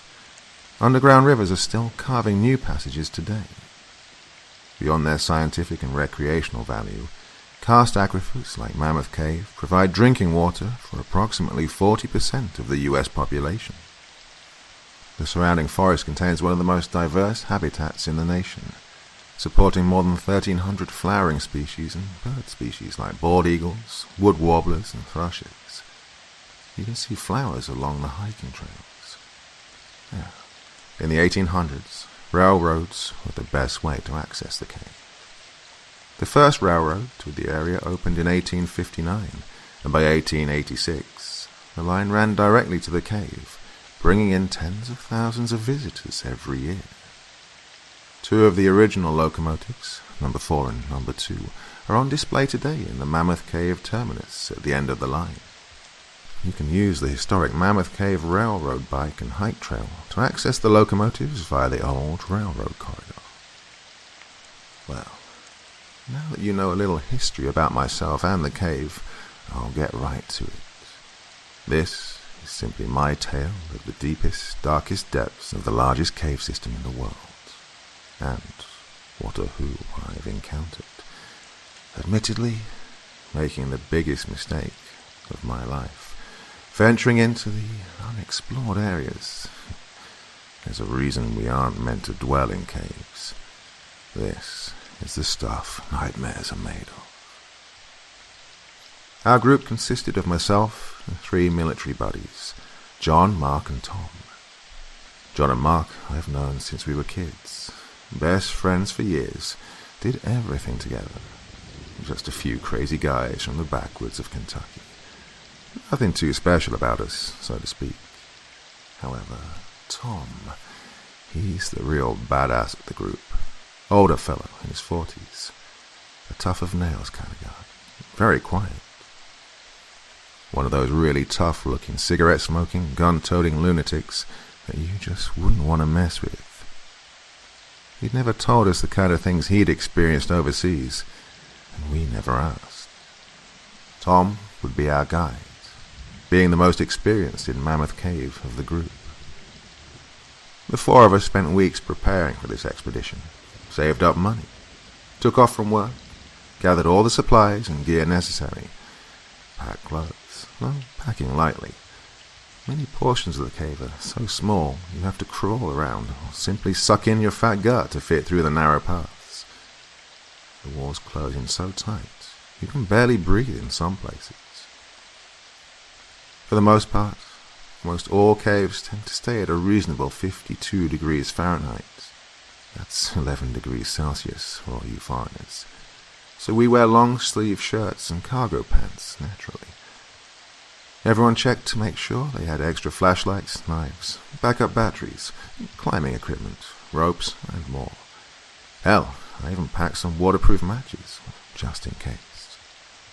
Tom, being the over-prepared guy he is, never leaves home without his beloved .45 caliber M1911, used by the US military for decades. A very tough and durable weapon, to be sure. After feeling as though we were all ready to make the trip, the truck was loaded up with all our gear and 4 adventurous, crazy bastards looking for the next thrill. Fortunately, it's a 4-door truck with a 6-foot bed and plenty of space. Son, do you even know where the hell you're going? Tom says with a cigarette in his mouth, ashes falling onto his bare skin. Doesn't even flinch. Nope, not exactly, Tom. Just then the driver's side door flings open as I am forcefully tossed from my seat. Hey, it's my truck, you asshole, I yell with confidence, thrusting my chest forward and chin up high. Yep, and I'm driving. Got a problem? Then move me, Tom says as he flicks a cigarette in my face. John and Mark both look at me with a kind of, hey, what do you want us to do expression, but only stand and watch. With a deep sigh, I exhale. I accept defeat as I whimper and open the door to the back seats, murmuring to myself while doing so. Sitting behind Tom, looking at the rope in my lap, I'm just thinking, hey, what if I just wrap this around? Damn. Sorry, off to a bad start here. Really need to get out of my own head sometimes. Right, so, back to our adventure. Tom starts my truck. The engine roars loudly and the exhaust is fired up. Yep, it's one of those 80s trucks with no catalytic converter. A 3-inch straight pipe all the way from the headers at the engine to the muffler, which doesn't really muffle all that much. It's just loud, okay? Take my word for it. Well, Tom hits the gas pedal, revving the engine and shifting into drive. Forward the truck moves, shaking violently as the terrain is rough in the mountains. Mark speaks up. Yo, Tom, ease it up a bit, would you? Tom doesn't say a word, adjusting the rearview mirror, glaring directly at Mark sitting next to me. If I didn't know any better, I'd say he was looking into his soul. The rest of us appear puzzled, looking at one another, thinking, Tom seems a bit off today, though we say nothing. Damn it, I lost my dog in the woods today. Took him for a hike. Spent all morning looking for the bastard. Thor never came home, Tom said while staring at the rocky roads ahead. The silence in the truck remains, only hearing the truck's engine continuing to rumble as the gravel road is shooting small rocks from the tires and sounds of nature from the wilderness around us. Moments pass. Mark taps Tom on the shoulder. Hey, sorry, man. Maybe he'll come home by the time we get back, Mark says with assurance. Everyone else speaks in unison. Yeah, saying cheerfully. Tom doesn't say a word and looks out the window at a deer scurrying off into the woods. The trip to get there is a few more hours of banter, laughing and joking, eating beef jerky and smashing a few cold ones along the way. Maybe not the brightest idea, but if you have time to think, you have time to drink. Am I right? We're almost there. Hope you boys brought your Cub Scout badges. You're about to see some serious shit, Tom says as he throws his final cigarette from the truck. Each of us looking at one another, smiling like, oh yeah, sure, mockingly. Departing the truck and grabbing our gear, we park far in the woods. You see, you can take tours of small lengths of the cave itself to get a glimpse of what it's like. However, we are venturing into a more unknown entrance. It's still midday and the sun is out. Tom leads the way. We begin hiking to our final destination. All along the unmarked trail, I tie little red banners with reflectors on small trees to hopefully be able to use these to find our way back to the truck for the journey home. Tom looks down, holding a paper hand-drawn map. He stops and points. That way, saying as he commands us. I veer in John's direction with an unsure expression on my face, signaling, is he sure? Along the hike, we're met by several creatures of the forest, including squirrels, birds, deer, and even a black bear. Undeterred, we push forward and reach a large opening in the ground. It's so dark, you can't see anything but the walls for a few feet, using only the sunlight that's slowly darkening. This is it, boys. Tie a rope around that tree. We go in here, Tom says while pointing down into the depths of hell. Each man gears up and slowly rappels down the rope hanging over 100 feet deep. 4 LED headlamps are on, brightly looking in every direction, almost like how you see spotlights in the sky. On the way down, the massive and seemingly dark hole, I can feel it getting colder. The walls are wet and slick. Our footwear are weatherproof, tactical Magnum boots with slip resistance and extra ankle support for climbing. Finally, my feet touch solid ground, as I unhooked myself from the rope. Reaching for the 3-cell police-style maglite attached to my belt, I shine it upwards. I can see the top of the hole with this particular flashlight. The distance range for the maglite is roughly 450 yards. It's about 411 meters. John beckons for me to follow, as Tom has already begun his trek forward into the cave. This path is open widely for as far forward as we can see. Looking upwards, you'll see stalactite formations hanging from the ceiling. Some rooms are as large as an auditorium. Our headlamps are currently what give us illumination. Placing my 3-cell maglite back into its holster, we move forward. Walking carelessly for roughly 2 to 3 miles, we reach a portion of the cave which changes drastically. Tom, John and Mark rested briefly before dropping to their bellies to crawl hundreds of yards through a narrow passage, their packs and helmets scraping under a rock ceiling barely 2 feet high. The colored walls range from beige to dark brown. After many hours in the 51-degree subterranean darkness, our clothes are dirt-caked and we're still working toward a remote section where the known map stops. The next part of the path we're on leads to an area where patience is paramount. Tom leads the way, gripping a rocky ledge deep underground. He lowered himself gently down a 12-foot drop-off, his headlamp flashing past rock walls dotted with sparkling gypsum in a remote section, off-limits to tourists and recreational cavers. There were 8-inch ledges we had to walk slowly across, using only our gloves to grip onto certain dips in the cave walls. Eventually reaching a somewhat normal path again, where we could walk upright, we're led deeper and deeper into the dark depths. Or so I thought. Mark says he sees light coming from up ahead. Our group moves towards it cautiously. There's another entrance Tom has led us to that was partly developed for tours before it was abandoned during World War II. Steep steps descended through rock and into a trail filled with cave crickets, which eventually gave way to areas of rockfall, caverns and drop-offs. Crunching in the silence, our trek took us past broken oil lamps, abandoned shoes and rusted sardine tins from the 1930s and 40s. Footprints made decades ago were still frozen in the dust, as if on the moon.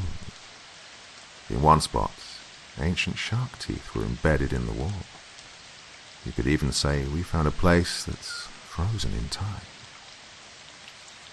By late evening, our group had hiked, climbed and crawled through rock piles, small passages, soaring domes and drop-offs in a section called New Discovery, dubbed that in the 1930s. We passed pools with translucent crayfish and walls plastered with gypsum blooms that looked like flowers. Several times we spotted passages that hadn't been explored, making notes for future trips.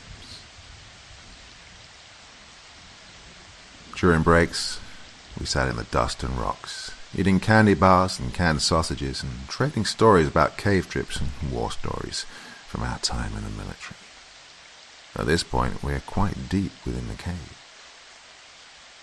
John pulls me aside to tell me that an hour ago, he swore he saw a creature standing over 8 feet tall, with 4 arms, stray long hairs hanging from the back of its head. He was terrified, and, well, I believed it. I've no idea how we didn't notice the change in him. Well, of course, he is always so quiet. It can be hard to notice, I suppose. So I urged Tom over to have John tell him everything he's seen. There's a very loud, low-pitched growl, which we hear very audibly. The roars grow louder with each passing moment. Tom instructs us to shut off our headlamps. A slight miscalculation on our part. A few of us thought the darkness would aid us in this situation. Our mistake was thinking the dark was our friend. What we didn't realize is that we merely adopted the darkness. These creatures, or cave people, were born in it. I can feel the ground of the cave vibrate violently as we're quickly surrounded by yelling and screaming from an unknown language. Tom lets out a deathly scream. I can hear him fighting for his life. John turns on his headlamp. I grab my 3-cell maglite, shining it in the direction of the struggle. There, before us, stands a massive being with 4 arms, with a strange-shaped head, almost cone-shaped. And I see Tom damn near being squeezed to death. He reaches for his gun and fires twice into the torso of the being, strangling him. It drops Tom and retreats. Now, all of our lights are on, and we make a run for it, moving as quickly as possible. Myself, John and Mark run as if we're being hunted. At this point, I think it's fair to say that we are. Winded and sore, Mark stops to regain his composure, takes a breath. "Where's Tom at? Wasn't he right behind us?" Mark asks, unsure of what had happened. Looking around, we see no sign of him, as the 3 of us discuss the risk-reward factor of going back for him. "Well, they're sure as hell hostile, and the only gun in this cave is half a mile back that way," John says. "Yeah, but he was our only guide, and a dear friend. I say we go back for him. Plus, we have no idea where we are, or which way's out," I say, unconvincingly. After a few more moments of arguing and pleading our cases, we're soon interrupted by that same terrifying loud growl. "Shit. Come on, let's go," Mark yells. Though we're moving at rapid speeds, I can hear more footsteps closing in all around us. Mark is in front of me, and John behind in the last position. I see Mark hit a wall, only it wasn't a cave wall. Rather, another cave person creature. He fell to the ground. The creature leans down and grabs him, lifting him only using 2 of its arms. The other 2 arms strike down on Mark's face. I see his head fall forward into the creature's chest. It looks down at me and smiles. John and I turn and flee immediately in the opposite direction. We tremble in fear at the sight of these beast-like people. The ground of the cave is uneven, and the terrain is quite rough. John falls face first, hitting his chest on the solid floor. I stop to help him up as he struggles to free his foot from a hole. The same cries are heard in the area we ran from before. John is still stuck, and his boot is lodged tightly. He yells for me to run and leave him. After moments of attempting to cut his boot off, I see the same creature from before approaching. I blind it with my maglite as it screeches loudly, swiping at nothing. It falls to the ground and hurls a large rock at me, soon finding John on the ground. He also attempts to blind the towering creature kneeling above him. It grabs John lying on the ground nearby and starts to gnaw on him, biting his leg clean off. This damn thing is so strong. I knew immediately I stood no chance in a fight against it. Once more John yells in agony and demands I run like hell, tossing me the hand-drawn map which Tom had held earlier. I take off running again at full speed, in horror, as I hear my best friend being torn limb from limb, helplessly. His screams will be with me forever. I ran for what felt like hours. I went up and down the cavern. Eventually, I slept in a very low-ceilinged room that I was certain they could not reach me in. Their bodies were far too large. The cave grew quiet. I heard only crickets and my heavy breathing as I slowly crept into a restless sleep. My head lay on my back. After some time, I felt water dripping onto my face. I woke up to a dim light on my flashlight. tapping on it, trying to bring back illumination. It dies completely. Apparently I'd left my maglite on by mistake. There's also a cave salamander on my chest, which is multicolored. While running, I'd lost most of my supplies. I still have rope, matches, food and water. My headlamp still works, for now. My extra batteries must have fallen out during my retreat. I'm still wearing a compass on my wristwatch, which evidently is not as waterproof as it's advertised. Oh, wait, never mind. The watch is actually now broken and cracked, but the compass appears to still be functional. All I have for now as a guide is this crudely drawn map and compass, while deep, deep underground.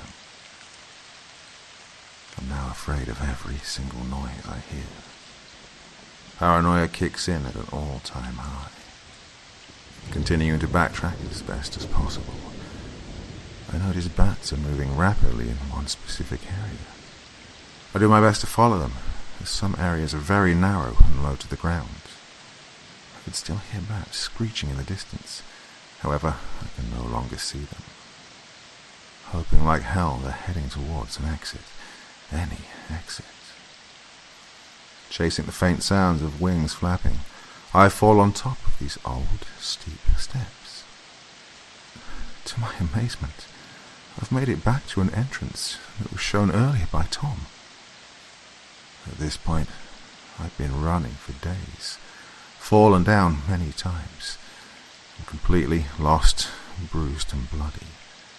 My clothes are soaking wet, but, well, I'm alive.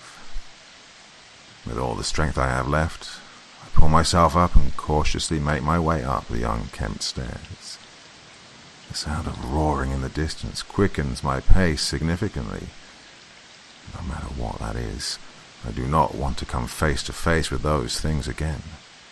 It's safe to say, my days of cave exploration are well and truly over.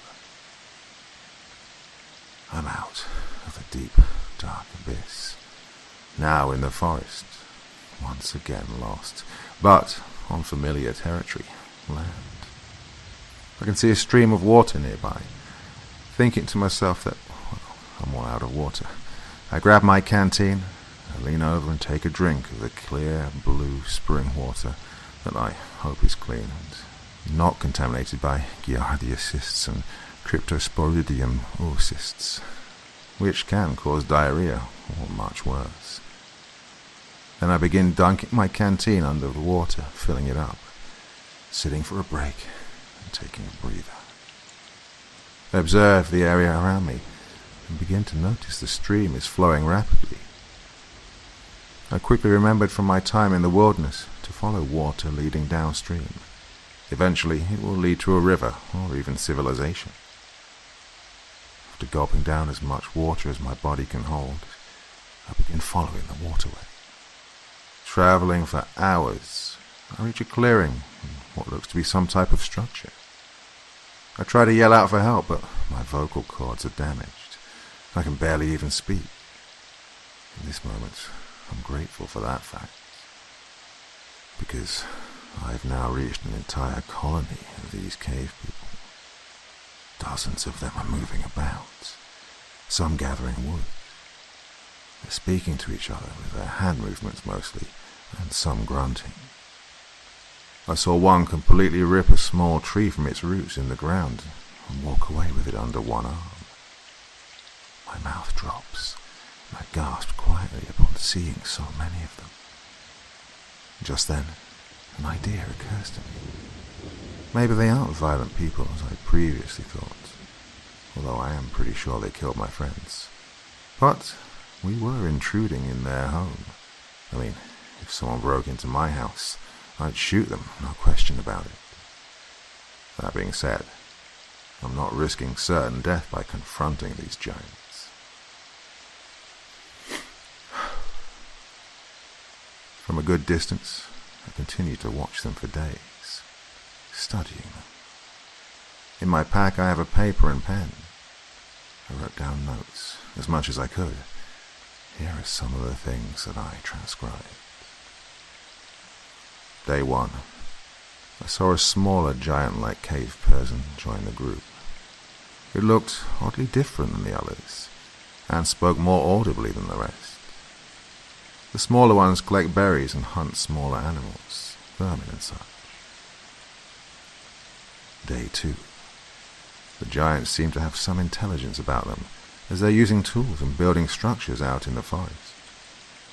I saw Tom dragged from the cave opening, and the creatures shrieking and yelling when they saw him. I covered my mouth as I saw Tom barely breathing. One of them carried him back inside as the others were flailing their arms violently at Tom. I never saw him again after that. Day 3. The smaller giant cave people sleep outside the caves, while the larger ones live deep within. They hunt only at night and, well, work during the day, so to speak. Their skin is light brown toned. That's the best I can describe it. Day 4. Well, it seems as though they can't hear very well, which is why they don't talk or grunt a whole lot. So that explains the body language and rapid hand movements. I just saw a smaller cave person point in my direction. Day 5. I left the area. I couldn't risk being caught again. My location had been compromised. I have nothing left to eat. Retreating is the only option left at this point. I can only imagine what would happen if I were captured as well. Day 6. Take a very long way around the colony of giants. Along the way I caught and ate a wild animal. Not my proudest moment. But screw you. I may die if I don't get some nutrition in me soon. I don't know what day it is anymore. If the cave goes on for 1,000 miles, there's no way of telling how long these woods go on for. My compass has failed now. I've tried following the northern star, checking the trees for moss. I thought the cave system was bad. Now I know. It's an ironic habit of human beings to run faster when we've lost our way. And here I am, deep in the forest with barely anything. This may seem counterproductive, but I move only at night, as the days are too hot. Many nights come and go, and I think I can see a mountain in the distance. If I can reach the top, maybe I can see a landmark to head towards, with some luck. Maybe even a home. I rest every chance I get, as my body is weak, taking every opportunity to fill up my canteen once more, still afraid of every noise I hear. Leaves rustling and branches breaking at any time at night. My own over-exaggerated movements sometimes startle me. I begin to slowly venture towards the mountain in the distance, traveling for a few more days now. I collapse to the ground and pass out from pure exhaustion. No idea how long I'm out for, but I'm awakened again and completely disoriented while being entirely doused in water. Frantically sitting up, I see 2 men with rifles standing around. One is looking down at me. "Hey, this son of a bitch ain't dead," one man says. The other man turns to face me. "I'll be damned." The larger man bellows out, with an accent even I can barely understand. "Where am I?" I ask weakly. The first man laughs and says, "You're a long way from home, son. Here, let's get you up." The 2 men carry me to an all-terrain vehicle and lay me down next to a dead deer in the back of the four-wheeler, which I assume they recently just caught and plan to eat. Hope I'm not next. The trails are bumpy, but somehow I fall asleep on top of the deer. When I come to, I see a barn, a farmhouse, and 2 double-wide trailers, with tons of farm animals frolicking about in the pasture.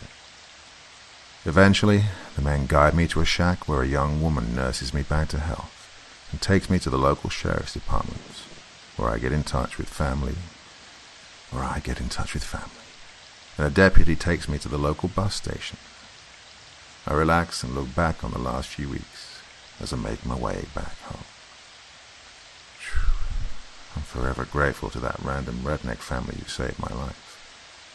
Wish I had a chance to thank you, but quite frankly, I still don't know where I was, or who you are. Well, if you ever travel to Kentucky and want to tour our caves, please be careful. There's still so much more that we may never know about them.